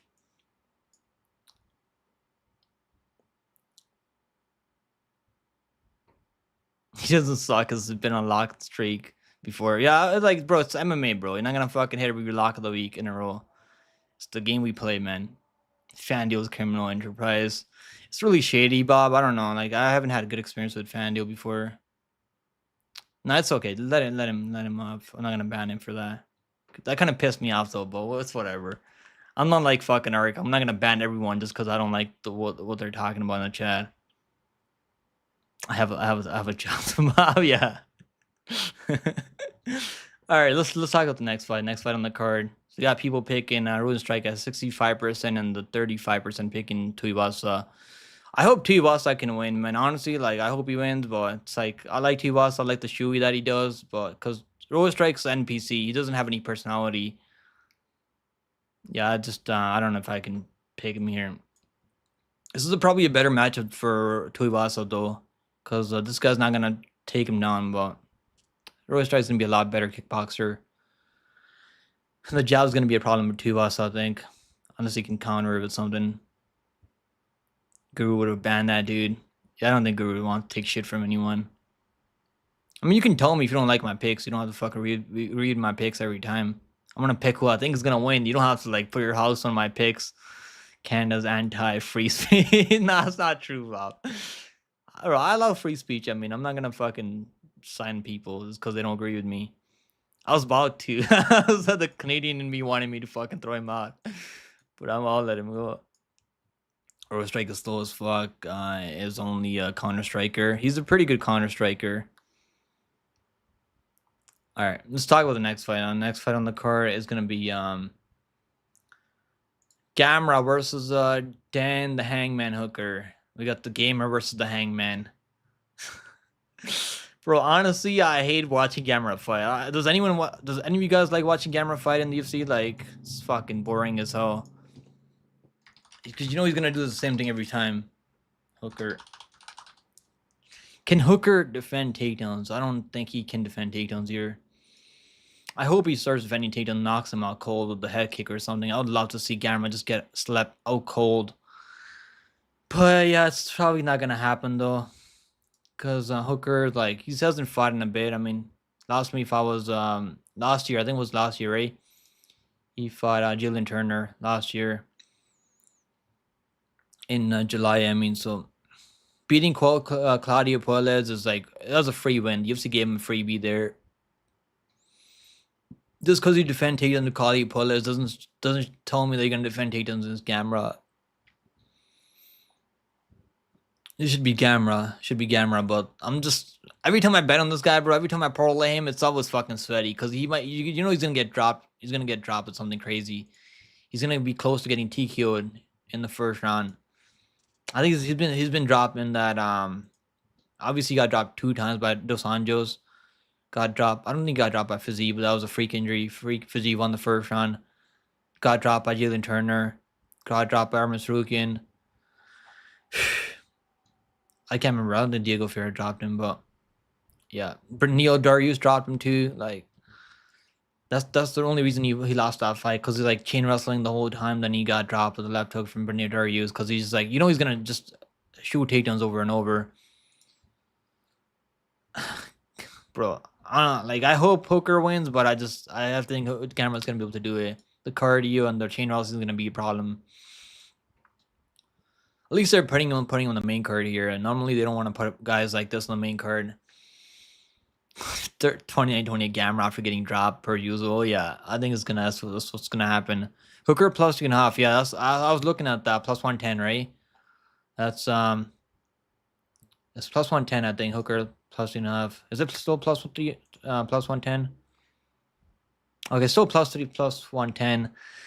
Even like what I'll say about the plus 2.5 and Hooker, like I think he can win at least one round out there. I mean, they're fighting. He's gonna be fighting close to home, right? In New Zealand, like he's from New Zealand, but I could see him winning one round out there. But Gamrot's gonna be just shooting takedowns after takedowns, and even if he hurts like Gamrot with something crazy early, Gamrot's gonna might get that round back. But I think that's probably the better play. I haven't parlayed Gamrot. Like every time I had him in parlays, bunch of parlays last time when he fought what he fought? He fought fucking RDA, who's 40 years old. And that first round was so sweaty. I mean, I was live during that fight, and I was like, bro, what the fuck? He's gonna lose this fight. I'm gonna lose all my money. And thank God he recovered from that fucking after getting dropped with the head kick from Dos Anjos. So it's like I don't want to sweat it. I'm just gonna stay away because the line is getting. It was like if you got him like minus 250 earlier, I was like, okay, that's probably not bad. But minus 332 now is like getting kind of crazy now. I think he's gonna get those takedowns, and that's why I'm gonna pick him here. By decision, the over. I think it's gonna go over. Hooker's been finished before, but I think Dana's gonna play safe. He's okay with just holding, controlling. I mean. And he did finish Diego Ferreira, right? Diego Ferreira back in 2021. But hasn't been finishing anyone in the top 15. Faziev one was fluky. I mean, that was a fluke. He didn't really finish him. That was just a fluke. Yeah, the plus 110 is honestly not bad. I might do like half in on that, but I'm not sure. Even though he dropped Dos Anjos, he still won every round. I mean, they gave the thing about the plus 2.5 on the judges. You never know. Some judges like even though it should be 20-20 unanimous. Well, there's always that one or two judges that's gonna give a 30-27 for some reason. Like that's the thing I don't like about betting those point spreads. You got 200 on bet online, might throw 50 on that. That's not bad. I do K over money line maybe, but I might not bet on this fight. Already, it really is a Hall of Fame. He is a Hall of Famer, but he's 40 years old, bro. Like you should not be like getting almost teed up by RD at this point. Hooker W, Lane, you like Hooker? Scamra. That's what I call him too, Scamra. Yeah, bet online is solid. Useless. The only thing I don't like about bet online is like when they drop the total, like the lines early, you can't parlay them. So it's like really frustrating. So you gotta have at least 2 books that you like. But bet online, you're always gonna they always drop the lines early. That's what I like about bet online. Because even for PFO, they're already dropped the lines. I mean, early. Sometimes DraftKings they'll drop the lines like later in the week. I think they dropped the lines for PFO earlier this week. They did, yeah, but sometimes they'll drop it on like Thursday or like Friday. It's like really. Well, bet online, they're always the first book with dropping the lines on every fight. You use Caesars, but I got a room for competition and shit. Yeah, I only use bet online and DraftKings. I used to use Betway. Betway was the only book that I was able to use before in Canada, but now we have access to all these other books. Yeah, BetOnline is the first one that drop totals and props and stuff like that too. They always drop the props on Sunday night. I mean, like or Monday. I mean, normally in the Monday morning they'll start dropping the props on every fight. Yeah, we got Sean C's back. Sean C's back. Where's Sean C, bro? Can I fucking find him? Let me see if I can find him channel. I think I unbanned everyone. I mean, is that him? Sean C, is he back? He's back. I mean, why can't I see him in the chat? Let's go. Where is he? I can't fucking find him. I unbanned like I had a bunch of people blocked my channel, then I unbanned everyone because I couldn't find a way to see if I could. No, that's Stream Elements. When I click on that, I can't see him in the chat. Someone's gotta drop his link in the chat. If someone like one of the moderators can drop his link, I'll unhide him on the channel. Let me see if I can do it right now. Let me see. I can probably find a way. I got a community settings and stuff like that. I think Gamrot's gonna win this fight. Just by decision though. Settings. I think I could do a community.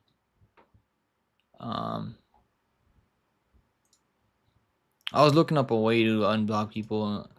I think I don't have anyone blocked anymore, so you should be able to type in the chat.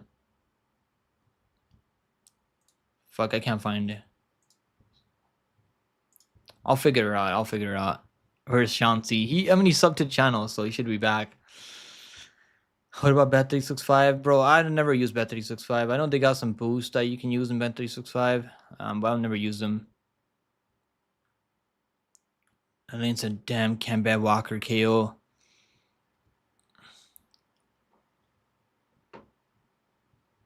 I think you just sub to the channel. You subscribe to the channel. If Walker wins, I'm done. I can definitely see a sloppy decision or KO. I'm not betting that fight. I'm just that fight's too shady, useless. How do you drop a link, bro? Just if you go to his channel and click on the link, and you'll be able to drop a channel channel link in the chat. I don't know what his channel link is. I don't know what his handle is, so I can't fucking find that. But yeah, let's go to the next fight. Next fight on the card is gonna be I think the over. It's gonna go over. I think Gamrot's not really trying to, unless he really wants to start finishing people now. You should probably start finishing people now. But I think he's just gonna go back to his bread and butter and just take down over and over. All right, guys, let's go. Co-main win now. We got the co-main win of the evening now. Let's go. Kaikar fans versus Steve Erceg. So the chat's picking Gamrot at 56% and the 44% going with Hooker. All right, let's go. Am I frozen right now? Really? Am I frozen? Okay, I am. I am frozen. Holy shit. Let me see if I can fix it. The fucking camera's bugging out. Okay, we're back. Okay, we're back. My camera just fucking bugging out for some reason. Thanks for letting me know that I'm frozen. All right, let's go. Next fight on Erceg versus France. You need a puppet. I need a Pepe. Yeah, but I just need a better camera. I'll probably get a better camera soon. I already spent a ton of money on the microphone, so I'll probably get a better camera, like one of those Sony cameras. I'm using Elgato right now. This should be a decent enough camera. This is a pretty good camera, but I'm probably gonna get a legit DSLR camera soon. All right, let's go. We got Erceg versus Kaikar France. I mean, Kaikar France should be 4-1 his last 5 fights. I picked Albazi to beat him. Albazi lost that fight, clearly. I mean, I don't know how this gave it to Albazi. That was crazy, the fact they gave it to Albazi there. I think one judge had it 50-45 Albazi. Or 49-46 Albazi. It was fucking crazy. Because Albazi, I think he won like the first round, and he lost 3 rounds. Like, I had it like that. Albazi got a 1 takedown on him, got it back. Was looking for submission, couldn't really get the submission off. And Kaikar France was out striking him after that, so he should be coming off a win right now, but still taking over a year off now. But I'm picking Erceg here. I'm picking Erceg. I picked Pantoja to beat him, but that was a fucking close fight, man. I picked Pantoja by decision there because I was like, he's not finishing Erceg. But yeah, that was a pretty close fight. That was a pretty close fight. I mean, people thought he was gonna submit him. I mean, no way. Like, Erceg defensively is sound as hell. He's pretty good defensively. I could see him mixing in takedowns here. I think he's gonna mix in takedowns. He's gonna be smart, and he's gonna be able to keep it on the feet if he wants to, mix in takedowns if he wants to. Yeah, I'm picking Erceg by decision. Can he get a KO? I don't think he's gonna get a KO here.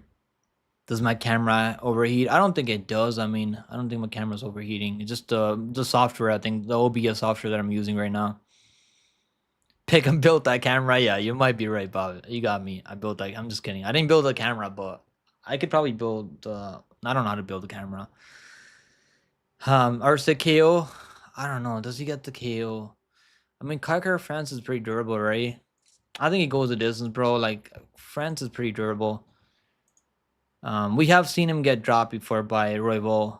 Royval was able to drop him right and finish him. No, that was, what was that? That wasn't even like, did he finish him? Did Royval finish him? Yeah, he finished him by submission. I mean, that was a crazy first round. You guys got to go back and watch that first round with Royval and Kaikar France. I think it's gonna go the distance. I think Ursa is gonna get it done by unanimous decision, 28-28. I like Ursa's cardio. He's also just fought 3 months ago. I mean, so he's not the one coming back after a layoff. And this is gonna be easier matchup than that Pentosa fight because Pentosa's gonna be shooting takedowns nonstop, right? And he was like close to winning that fight. He just made a mistake in that fifth round. He made one mistake in the fifth round, trying to go for his own takedown on Pentosa. If he didn't shoot that takedown, I think he was close to winning that fight. Now he's been 5 rounds. He got 5 round experience now. I like Ursa here. I think it's a good parlay piece. Even the lines actually came down now. And he's also an Australian guy here, right? He's from Australia. Kirker France is from New Zealand. So I think Ursa is gonna get this one done. Might drop him and maybe finishes him. Maybe I could see a finish, maybe, but I think he goes longer. I think Erceg gets it done by on the scorecards. It's gonna be a fun fight. I mean, should be a fun fight. Why can't I pull up the props on this? Bro, what the BetOnline is tripping out right now. Okay, so yeah, I can't fucking pull up the props right now for some reason. Maybe they're trying to fix it. Yeah, Erceg is minus 150 right now. Damn, a lot of money is coming into Kakar fans right now. Holy. Minus 150 for Erceg. I got him at minus 205. I feel like an idiot betting him at minus 205 now.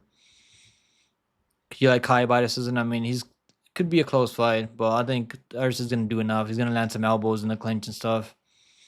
He's gonna be able to land enough damage and mix in some takedowns also. I think he's the better grappler here. You like Kakar fans? You like his volume in this fight? Striking could be close, but I think he's gonna be able to mix some takedowns here. TDP fans, Godfrey gets KO'd. Let's see, bro. That's what we're gonna find out soon this week. Game over for DDP. You guys think it's game over for DDP? Let's see, man. Let's see. Yeah, I Erceg was minus 205 when I got him. Now he's fucking minus 150. Yeah. I guess maybe people know something that I don't know. I think he's gonna win. I think I'm pretty confident Erceg here. I think he can win this fight. Kirker France is honestly pretty good. Like, he's not bad. But yeah, I think he can do this. I think Erceg can do this. He's gonna be a lot quicker, I think also. Kirker France probably lands more volume, but I could see Erceg landing the better elbows and knees and stuff, leg kicks. And mixing in takedowns. That's what I'm gonna pick him because he can mix in takedowns if he needs to. He was taking on Alessandro Costa. That's pretty impressive. Taking on Alessandro Costa and out-grappling Alessandro Costa. And he was like out-grappling a Pentosa in a couple of exchanges on the ground. So the guy's pretty good, man. His wrestling is pretty solid. I can't open the props for some reason. It's not working right now, BetOnline. So I don't know what the him by decision is. Goldie said the funny thing is you don't believe it from a logical view. I mean, I get it. Like, Izzy's gonna be the better like sniper. He's gonna be the better striker. I do, and we will see this in real life on Saturday. Let's see, man. I'm definitely not on the same side as you. It was gonna Antoine. Let's go Antoine in the house. I missed the tie fight, but do you guys think they will cut Tuivasa if he loses 5 in a row? I don't see them keeping him around if he loses 5 in a row. I'm shocked they're still giving him this last fight in Australia. So they're really trying to keep him around. I don't think they want to let him go, so they're giving him one more chance here. They'll keep him. You think they're gonna keep him after losing if he loses Rozenstruik? Really?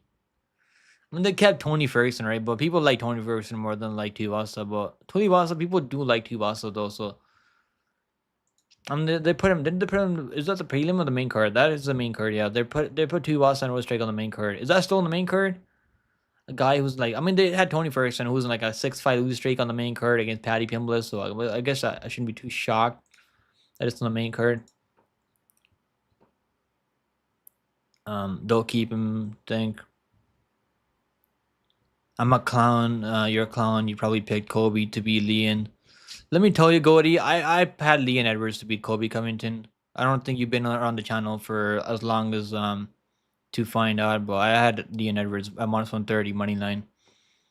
I was pretty confident in Leon. You can go back and watch my breakdown on that. And I had Whitaker. I had DDP over Whitaker. Go back and watch my breakdown on that one. Had DDP over Strickland. Go back and watch my breakdown on that one. So before you call me a clown, make sure you guys do your research, Goldie. After my I'm sorry, Goldie. It will be sad day for you Saturday. DDP will big body Izzy and make him bleed. He will finish him in the way Sean couldn't. Bro, I think if Strickland, if Izzy can't snipe him early, I just think it's gonna be a fucking DDP just gonna work him. Let's see. Let's go. Let's go on next fight. Let's go main event time now. Let's go. Let's do the poll now. So I've done pretty well picking both of their fights. I mean, I picked Izzy over Strickland, obviously, but I didn't fucking see that happening. I didn't see Izzy losing to Strickland. All right, let's go. Yeah, Goldie. I had DDP over Whitaker. Go back and watch my breakdown. I should have bet him. I didn't bet him there, but picked him to win. I just said he finds a way to win. I think that was one of my first breakdowns on the channel, here. I'm sure you can go back and find it. I think it was like last year, yeah. Adesanya versus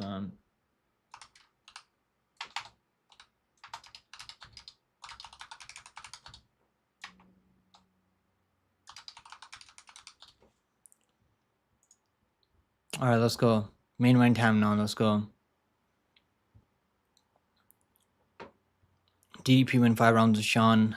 Chizzy hasn't fought since Sean beat him. Yeah, I mean, Izzy looks like he's on all the fucking juice out there right now. So, is the juice gonna help him right now? He does have pretty good counter striking, but I'm not gonna pick against DDP. He hasn't given me a reason to pick against him. The guy's been cashing as a dog. I mean, he's been underdog 2 times back to back, and he's been cashing, right? So, why would I fade? Like in my right mind, why would I fade a guy that's been cashing as an underdog? I mean, he's on 6-0 in the UFC. I mean, probably not an easy matchup for him because Izzy's not that easy to control on the ground, but obviously probably a better striker, better kickboxer. I think he's a better kickboxer, but DDP just has he just throws from different angles, and he's got really unorthodox striking. I could see DDP dropping Izzy too. I mean, if Strickland can drop him, DDP has capability of dropping Izzy too. Like, it's not like Izzy's fucking invincible. I don't think he has the aura that he used to have back then.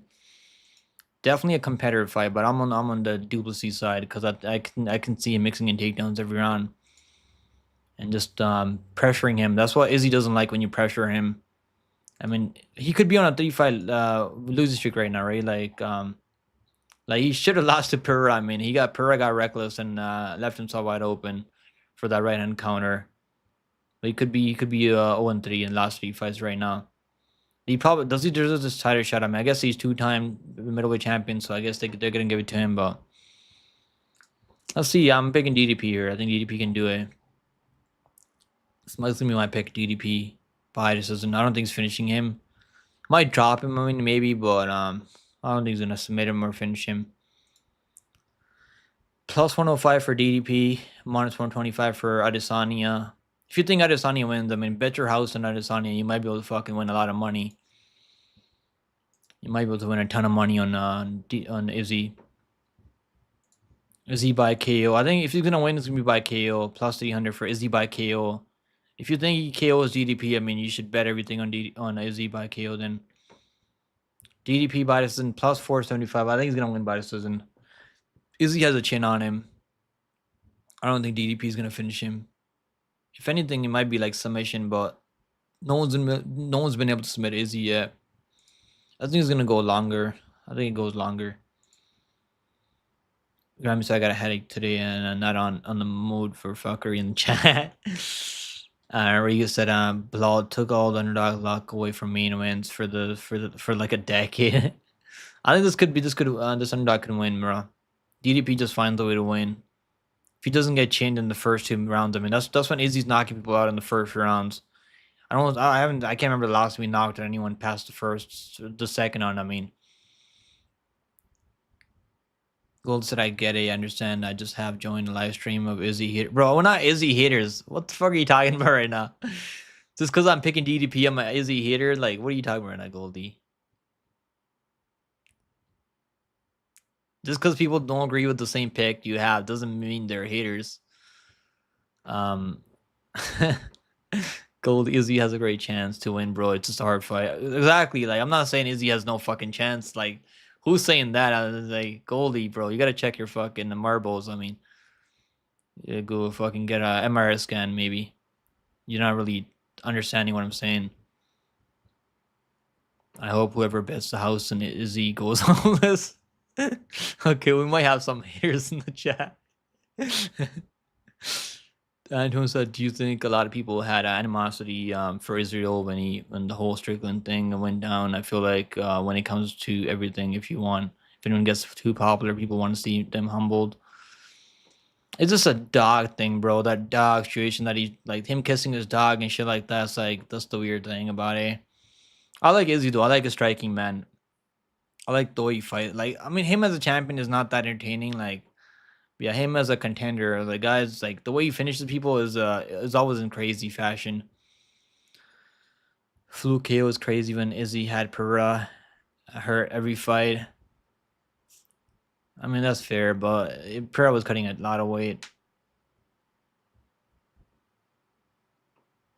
This could be. I mean, if you think he wins, I mean, you should put everything on Izzy here. Because I like Izzy, relate to him. I'm the Izzy of MMA. Because people, not everyone fucks with Eureka. Is that why? DDB fights in slow motion. I don't like. I get that. I mean, he fights like Strickland though, but like he's got pretty good cardio. I think people are like saying how he's so tired. He's gonna gas out in Strickland fight. What happened? He went out there and won by decision over Strickland. Like it's not easy. I mean, Strickland's one of the best decisionators out there.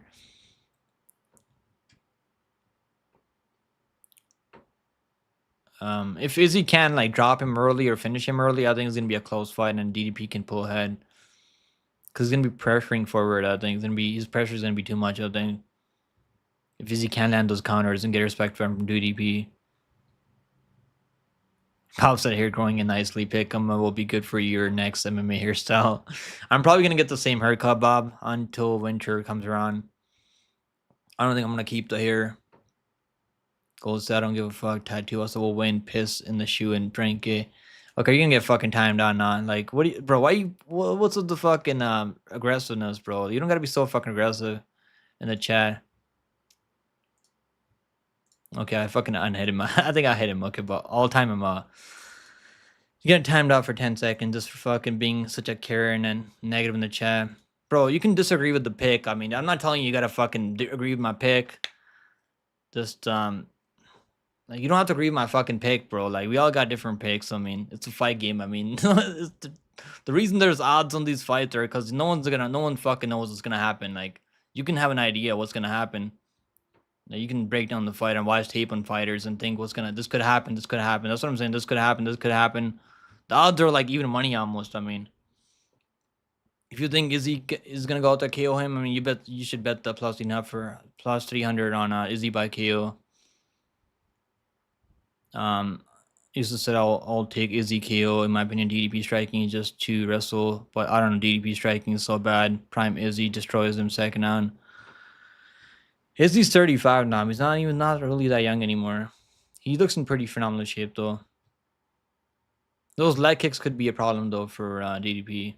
If DDP can't get on the inside, stays on the outside and gets his leg chopped off by Izzy. DDP, I don't think he lost to Strickland. Bro, if you go back and watch that fight, it was a close fight. And DDP was mixing in takedowns. Who did you pick? I missed it. I picked DDP here. 10 seconds is excessive, yeah.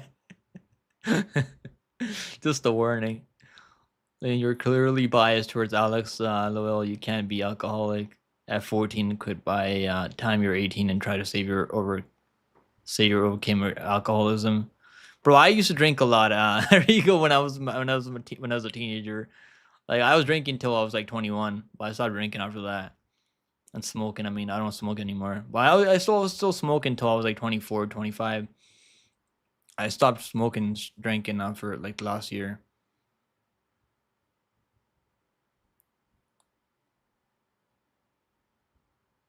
Bro, he was landing some good shots over Strickland. I mean, Strickland has some of the best striking defense. Let's see, man. We got a couple of days. We all get to find out. I mean, We are gonna find out what happens. That's why I love the fight game. We all get to find out. We can all agree or disagree on picks, and we all get to find out. There you go. You can definitely be an alcoholic at a teen as a teenager. Yeah, you can. I mean, I was drinking and smoking from like when I was like 14. I mean, I started smoking when I was like 12. Smoking weed, I was like 12 years old.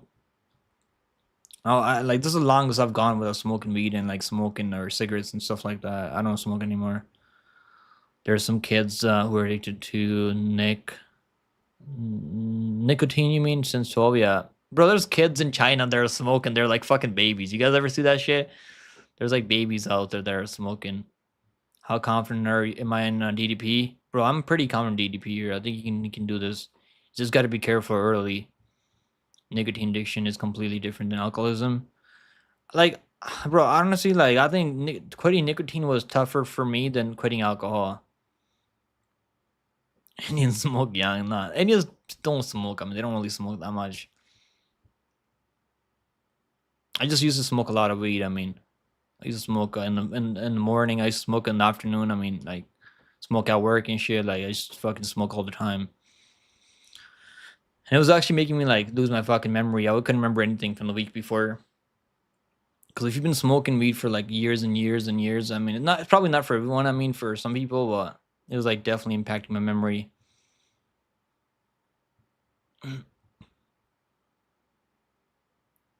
You've been smoking weed and cigarettes since 14 years old. I'm 37, bro. So like, you've been smoking weed for that long, and how's your memory? Your memory's not fucked. My memory was cooked, bro. I was having a hard time remembering stuff. Real alcoholism isn't binge drinking as a teenager. Yeah, it's like alcoholism. Like I never really had a problem with alcoholism. Like I had a DUI. I mean, I'm still fucking. I had to go to do a program for DUI because I was drinking and driving and shit. But I never had a problem where I had to like couldn't really like I had to go to rehab or something for quitting alcohol. Do you have a most common pick on the card? I'm pretty confident Erceg, and I think Erceg and Juan Santos. Pick'em's got mad willpower, bro. It's a struggle every day. I mean, it's not you never like you can quit all you want, but you're gonna have to fucking make sure you don't go back. There you go. It doesn't have to. My mom's family is native, and many are just genetically predisposed to alcoholics. Yeah, nicotine is fine, but I personally don't like it. Yeah, I don't know. I just used to like smoking cigarettes. Like I used to smoke cigarettes after like eating food in the morning, having breakfast, and smoking a cigarette with some coffee. And like just a like a ritual, right? Just a ritual thing. I never really like did it just because I felt like I got high from smoking some nicotine. I don't know. Just kind of like I just did it after eating some breakfast in the morning, drinking some coffee and shit, and just like pass some time. Brain cells and lung function is overrated. Oh man, I still can't believe that they ruined Nick Diaz's career over Reed. Yeah, they should have. Yeah, that was definitely crazy. They took away like 3 4 years from him. Is he gonna be fighting it? Like who's Nick Diaz fight? He's supposed to fight Luke Reyes. Is he still fighting Luke? I don't know why they're like even why that fight's even happening. You just said you're picking DDP. Damn, pick him. Now I'm thinking, bro. I've been picking DDP for like since I picked over Whitaker too. So like, I didn't bet him over Whitaker. I bet him over Strickland though. But I don't know. This guy just bro. He's pretty fucking good. He's got a pretty good chin on him too. It's not easy just killing him. I mean, he's pretty durable. Only one guy's been able to kill him. I think it was KSW back in the day, and he got that win back after.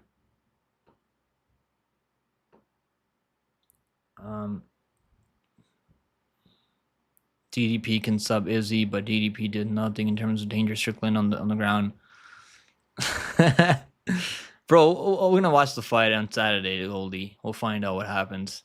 If Izzy wins and he knocks him out, you can tell me he told me so, and we'll find out.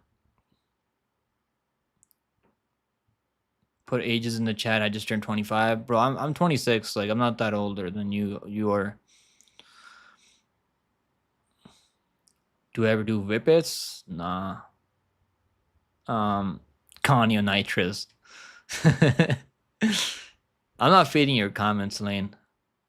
Did I miss your comment earlier? Okay, I see it. I told you actually seen the object poverty that exists there. They're bullshit. Don't pretend you know what it is. It's mind-boggling. Yeah. I mean, if you go to India, I mean, India, Pakistan, those places, bro, there's people struggling to make fucking, to even like earn food. I mean, like if you're like born in those other places, those other states, I mean, it depends on what kind of state you're living in, but the government doesn't fucking give you money. It's not like, you know how over here, like if you're struggling here, you can go and like fucking, what's it called, um something unemployment. Yeah, it's like they don't have that over there. I think those countries, it's gotta fucking be horrible. Wally said, I'll be honest, you seem like a cool dude. I'm sorry for being aggressive. You earned the sub, brother. Respect. At least we're friends now, Goldie. Let's go, man. We're friends now, guys. Look at this, Goldie. Me and Goldie are best friends now. Izzy's definitely winning. Let's see, bro. Let's see. I'm not saying Izzy doesn't have a fucking chance, because he does. It's gonna be a competitive fight. I just like the DDP side, bro. When someone's cashing as underdog, I'm not gonna fade him. That's the thing. That's the rule that I have. He could lose his fight, and I'll be wrong. I mean, I'll be dead wrong if he loses his fight. But he just, bro, even Whitaker, I mean, no one thought he had a chance for Whitaker. And what I said in that breakdown was this guy just finds a way to win. Like, he's pretty, like, tough and durable. Like, he just knows how to push through it. I mean, and he's hungry as hell, too, man. Unemployment, welfare, food stamps. Yeah. Nothing like that in Brazil. Yeah, they don't have that in India, too, I think. It's fucking, it's gotta be brutal. There's not a lot of jobs over there, I think, either. Unless you got links, you got connections, family connections and stuff. Izzy, yeah, he does look huge. I mean, the guy's clearly juicing right now. He's gonna grow a fucking titty soon. He's gonna go 2 titties. You're rolling up right now. You're trying to burn one. No, I'm not trying to burn one. I hope you enjoy your fucking split, bro. Smurman Goldie, I was about to send you to the Shadow Realm. Relane Sarigo and I are best friends now too. That's awesome, Lane. That's awesome. Rigo's good peoples. But Rigo, I mean, you want to be careful, Lane. Fight Furry might come for you if she finds out. Pick him. Would you date a smoker if she was super hot? Why not, Ray? Why not? If this Luana Santos is smoking fucking cigarettes in the morning and the afternoon, I'll date her. I'll take her. Why wouldn't I? Just because I don't smoke doesn't mean you can't fucking smoke. I'm not gonna fucking be like, oh, you can't smoke next to me anymore just because I don't smoke anymore. If it's Luana Santos, if you look like Luana Santos and you're a smoker, I mean, I'll take you in. You think the Leech is winning, bro? I like the Leech a lot, man. I hope he wins, but I don't know. It's a tough match. He's taking too much time off.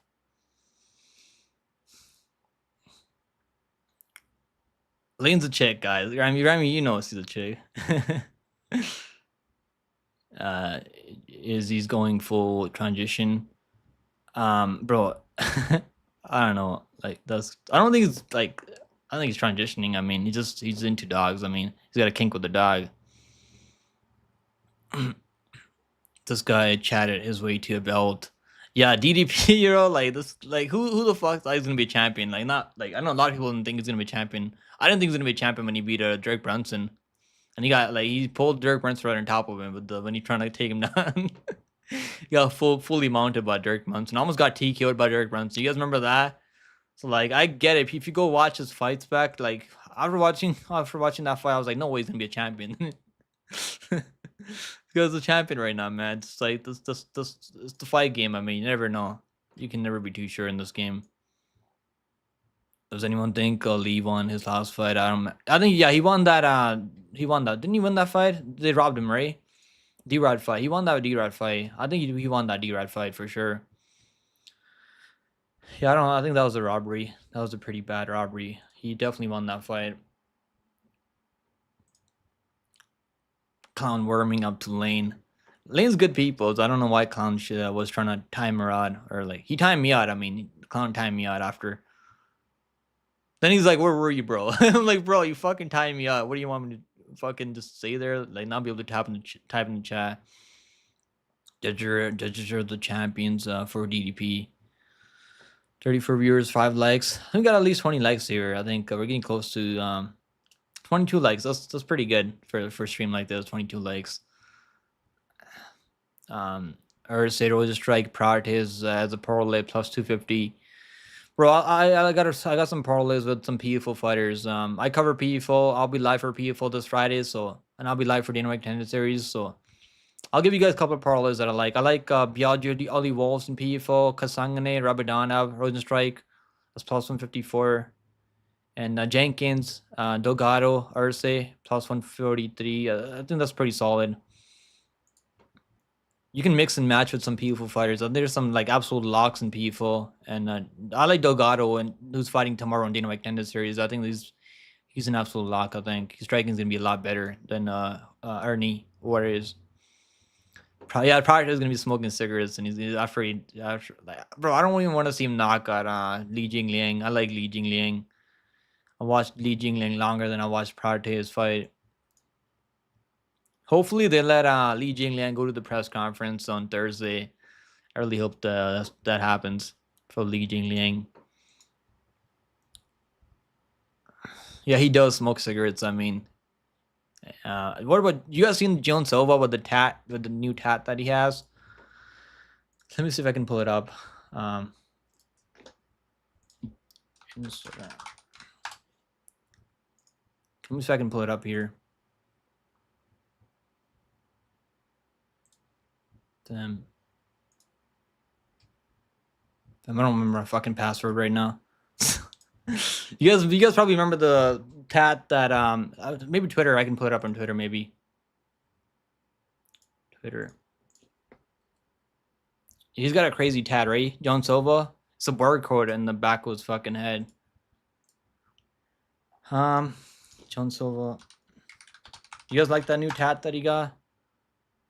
Joan Silva. Joan Silva, MMA 96. Yeah, let me see if I can. I'll post in Discord right now. Guys, join Discord, man. We got a pretty good Discord. One of the best Discords in the game right now. I'll drop the Discord link right now. Yeah, we got over 300 people in Discord. Discord's free, so make sure you join Discord.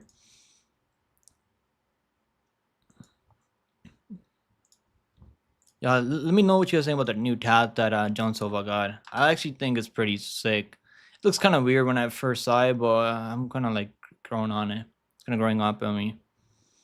Volk's predictions are biased as fuck, apart from main events. Yeah, Volkanovski is kind of biased, but he's not going to pick against his homeboys. I bet he picked the Carter fans, Izzy, and Hooker Ray. Imagine they all win. I mean, that'd be... I know people are going to play that parlay. Hooker is Izzy and KF. That guy who beat that Polish fighter is sick. Tad. Which one? Which Polish fighter? Spivak? Are we talking about Spivak right now? I didn't know Spivak had a tat. But most misogynistic men are also incels. Which guy are we talking about right now, Bob? That barcode, I like it. I know many might not. Yeah, first time I saw it, I was like, I don't know, bro. It looks fucking weird. Yeah, I think it actually looked kind of sick, though. Like, just the barcode. I mean, I don't know. He could have probably got something better. But, yeah. I mean, I think who should Joan Silva fight now? Like, I want to see him fight someone. Maybe Chepe Marisco, right? Chepe Marisco versus Joan Silva. Like, should Joan Silva go to 145 or should he stay at 155? He actually looked a lot better at 155 against Dober, right? He was pretty dangerous. I want to see that Chepe fight, Chepe and Joan Silva. Volkov, you mean Sergey Pavlovich? I don't think he fought Polish. Okay, Sergey Pavlovich's not Polish, right? He's Russian, I think. Volkov does have a cool back piece, and Aspinall completely ripped it off. Let's go, Vulcan in the house. Yo, are you guys excited for Dana White Contender Series tomorrow? Let's do a poll. So the poll that we have for Adesanya versus Duplessis 50-50%. That's pretty good. So we got 50% people going with DDP and 50% going with Izzy in the chat. Excited for Let's see if the people are watching Dana White Contender Series tomorrow.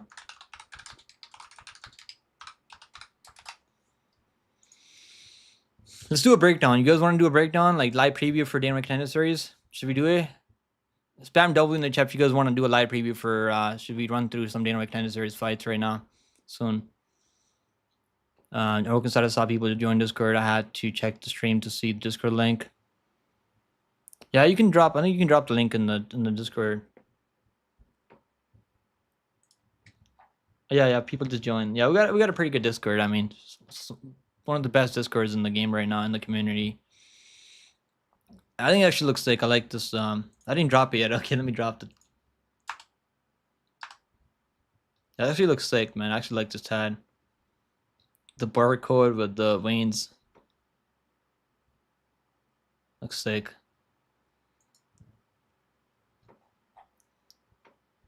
Yo, someone just posted the pictures. I didn't watch the wins for Dana White Contender Series yet. Yeah, we'll do a breakdown we'll do like live preview and see what the chat people are picking for Dana White Contender Series. All right, let's go.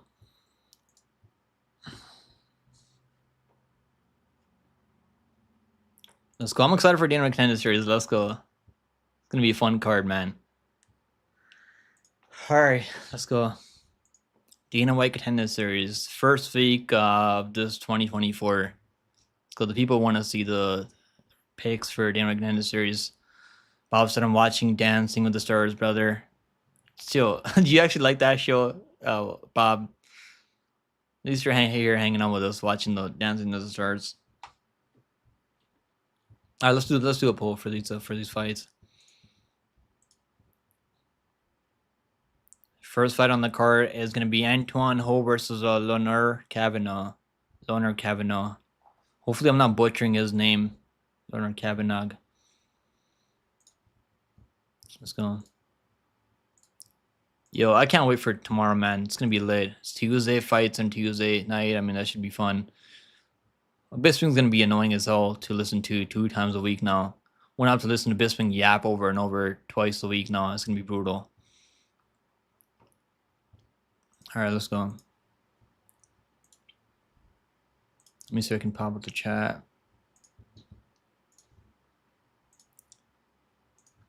Let's go. Antoine Ho.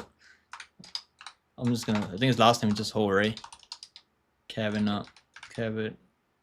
Kavanagh. Let's go.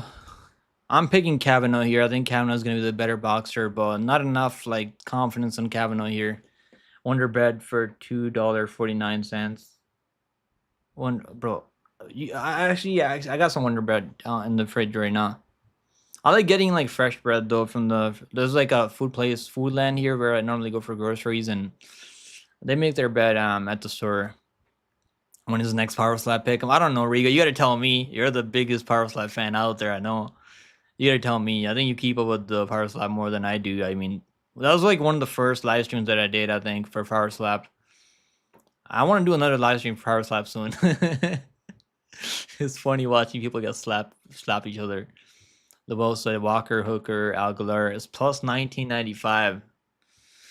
And that could be a sneaky underdog parlay. I'm trying to get in touch with my feminine side. Pop said. Who's I for? I am, bro. I'm fucking excited for Dana White Contender Series. Antoine Ho, I've actually seen this guy in LFA over the years, and he's pretty solid. He can strike. I mean, he's probably got more one-punch power, like he showed in that Kendrick Latchman fight. He was the first one to KO Latchman, which is impressive, I guess. But Latchman is a 500 level fighter. I think Leonard is gonna be the better counter striker. He's gonna have the better boxing, but if you can, his takedown defense should be solid enough. I think he's gonna be able to get this one done. The line's actually not that terrible now, right? I'm not gonna bet on this fight though, because I think it's too close. Minus 170 for Kavanagh. There's only one guy that I trust on this entire card as a parlay piece. We'll talk about him soon. Kavanagh, minus 170. I think it goes over 2.5 rounds, minus 220. I think Antoine Ho is pretty durable. I don't really see him getting finished.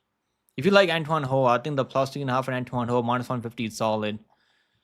9 was a lot higher. I mean, I seen Kavanaugh like minus 250 earlier in the week, so there's definitely been some money coming to Antoine Ho here. I think it looks. I saw the Waynes, right? Someone posted a picture in Discord for the Waynes. Damn, Kavanaugh, bro. Antoine Ho looks a lot bigger than Kavanaugh. Holy shit. Kavanaugh's what, 5'4"?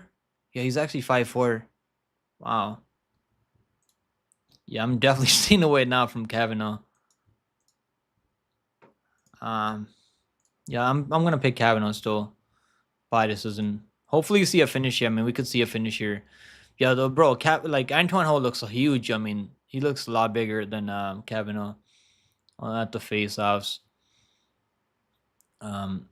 Power Slap fell off, in my opinion. It's still fun to watch, but I don't follow it anymore. Yeah, I don't know what they're doing. I mean, I guess people were kind of excited for it when they first came up, but now people don't really care about it anymore. I mean, it still goes viral. I mean, those crazy slap KOs. I mean, still some of them go viral still.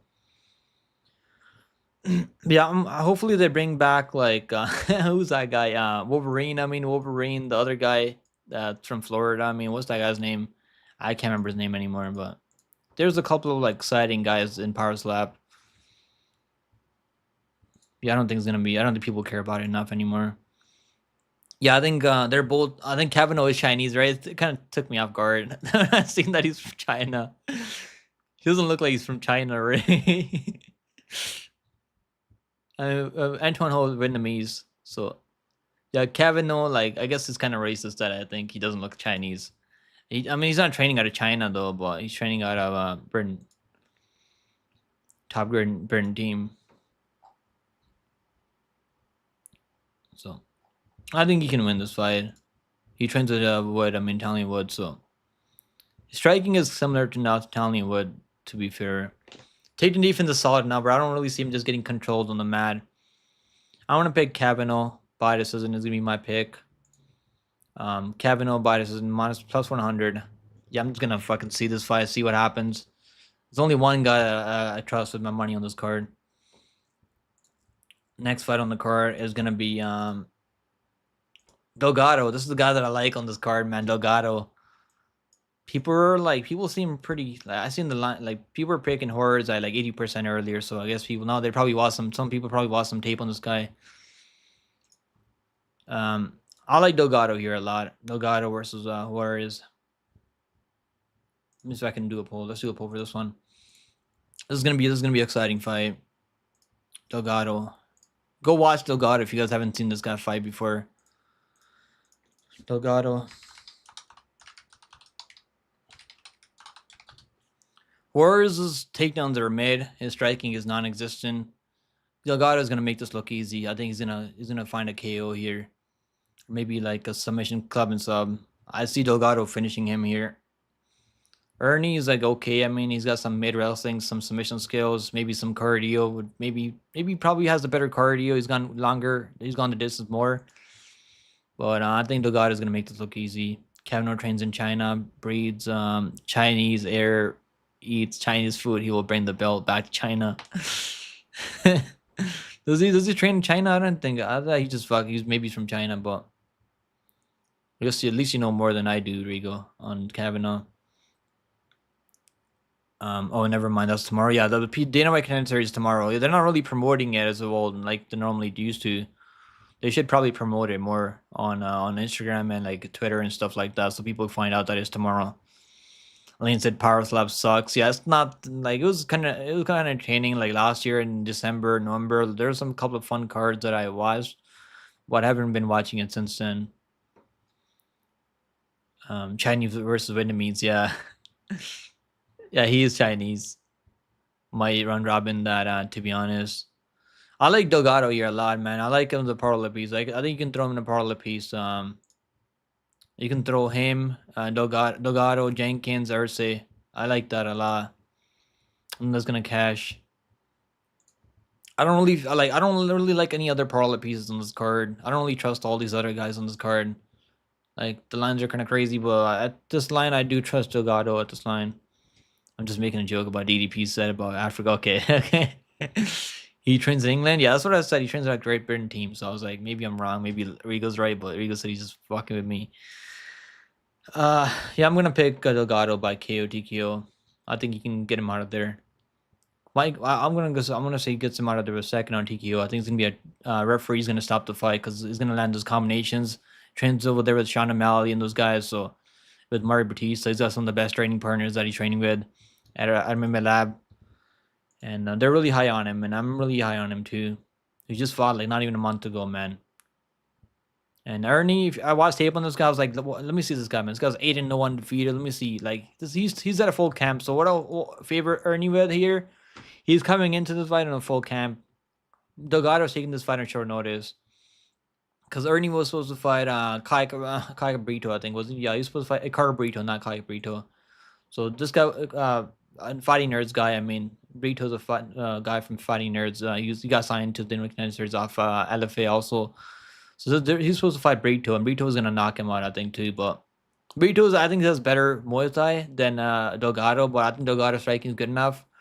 But he's going to be the much better striker on the feet. That's why the line is that crazy. Minus 300 right now for Delgado. But I trust Delgado here. Delgado by KO TKO is going to be my pick here. Now we got Bruno Lopez coming back for the second time on Dana White Contender Series. So chat's picking Delgado at 100%. Can't wait to see the Black Dragon return this Saturday. You mean Izzy? Kevin knows as Chinese as Izzy. You're right. All right, let's do the next poll. We got Lopez versus what's this guy's name again? Sajiniani.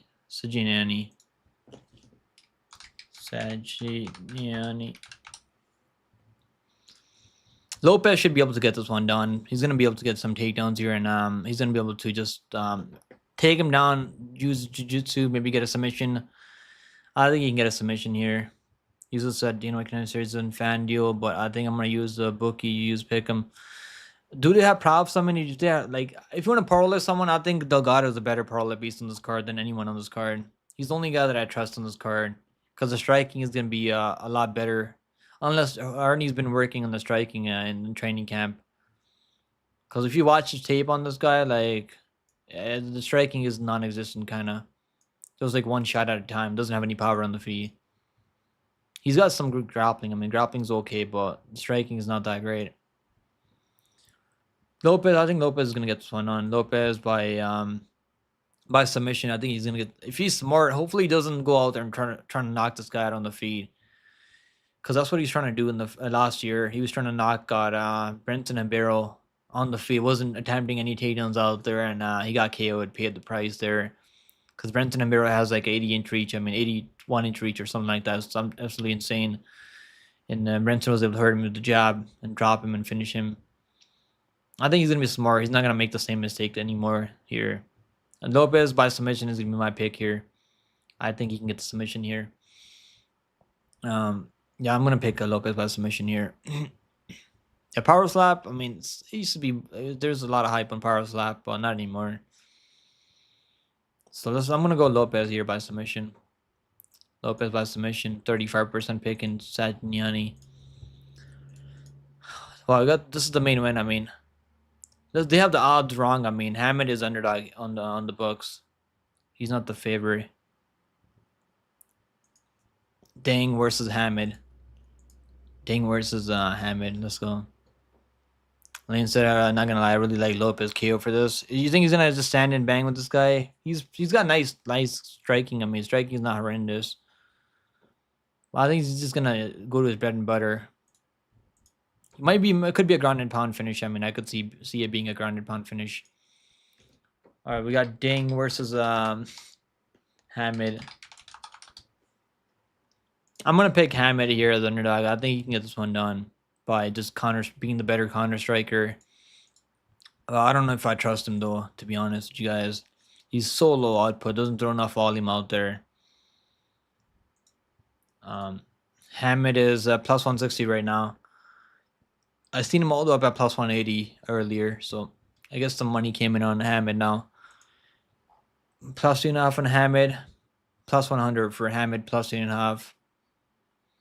Honestly, I don't think Ding's gonna finish him. And Ding's striking and defense is non-existent. Like, I don't know. Ding's like okay. He's beat a bunch of cans in regional MMA, so he's a younger guy, I guess, more aggressive. So that's probably why he's favored on the odds. But I'm gonna go with the Hamid here. Never mind. I don't see any Contender Series this yesterday, but I don't know if it's still up for tomorrow. They probably just took the lines off down for a minute. Well, I don't have FanDuel, so I don't know what's going on there. I think he uses FanDuel lane. I think Yusuf said he uses FanDuel. Just you got to sign up for BetOnline, bro. They're some of the best MMA book out there. One of the best MMA books out there. Alright, so I'm picking Hamid by KO TKO. Ding's really aggressive, reckless. If he doesn't KO him with something crazy, Hamid's pretty durable. He hasn't been KO'd yet. Give me Hamid by KO TKO. Alright, let's go main event. This is the main event of the evening. I mean, Skulls versus Mansour Abdul Malik. Hopefully this is a fun fight. Yeah, Ding is like minus 180, I think, on the line. So the guy has a lot of experience and some KO power, but he's really reckless. Malik. Got Malik versus this is less than 24 hours now. We got less than 24. It's gonna start at 7 p.m. tomorrow. This card could be exciting first week. I mean, Dana White gave out a lot of contracts last year in the Contender Series. I think he gave out like 47 contracts on last year. So we might see Dana White giving a lot of contracts this year. Depends on what kind of mood Dana White's in. Because if he's not in a good mood, he probably wouldn't give you a contract, even if you finish people out there. All right, we got Malik versus Skulls. Salts. Malik.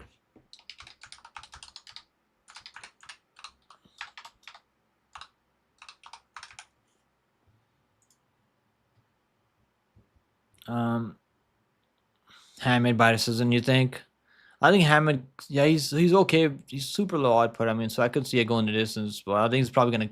I think the way Ding fights is really careless, reckless. So I could see Ding getting reckless for the finish and then getting countered and getting KO'd.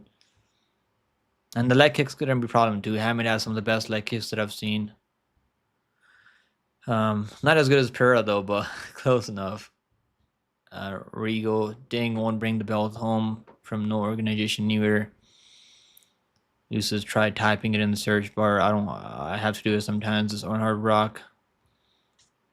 Lane places big cash bets on Hard Rock. I've never used Hard Rock, so I don't know. I don't even know if that's available in Canada. Bro, I know this is so random, but Colby Covington is with Low Pump on Vitality TV right now. Really? Where is that? What? Vitality TV with Kobe Covington Vitality TV. I would never guess that. They're hanging out. Wow. Kobe Covington, I guess he's an influencer now. The fighting didn't work out for Kobe. I just know how to find obscure, hard to find games and fights, matches. I never saw the search bar before. Okay, at least Lane will help you out, right? Yo, where are they hanging out at? On Kick? Let me see. I want to see this. Kick. I don't normally use Kick, so I didn't know that was happening. Okay, let me check. Bro, this fucking down right now. They said Kick is down right now. I can't fucking see anything. What? That's crazy. Yeah, I can't see anything in Kick right now. I think it might be down. It just crashed maybe. Okay, I think no, it's like I can't. Okay, I see it now. I see it. It's working. Vitaly. Where's Kobe? I don't see him. What the fuck are they doing with this guy? Some naked dude on the stream.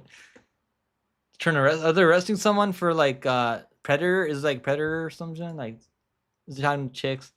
Yeah, Lane, go search it up. I'm watching it right now. What the fuck?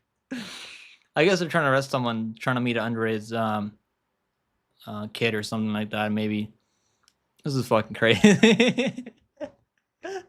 This is fucking crazy, dude. Why's Kobe? Kobe's trying to fucking catch people now. Oh my god, I'm just not even know why. It's just they're making this guy get fucking naked. What the fuck?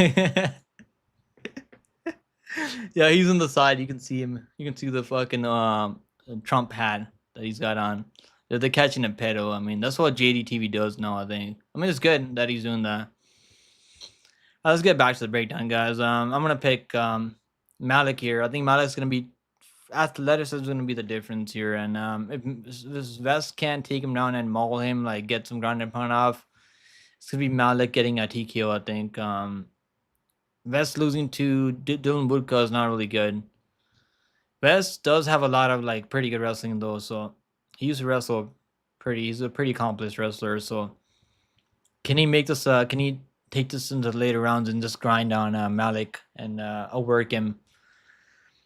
I mean, Malik is not that proven, right? He's like killing these guys, but it's not over anyone that solid. And I've seen him get rocked by Jordan Cole. That was like 3 years ago though, so I'm gonna pick Malik here to win by KO TKO. Yeah, they're catching pedophiles right now. All right, there you go, guys. That's my breakdown for the Contender series. We got it done. Is AJ going live right now, guys? Let's see if AJ is going live right now.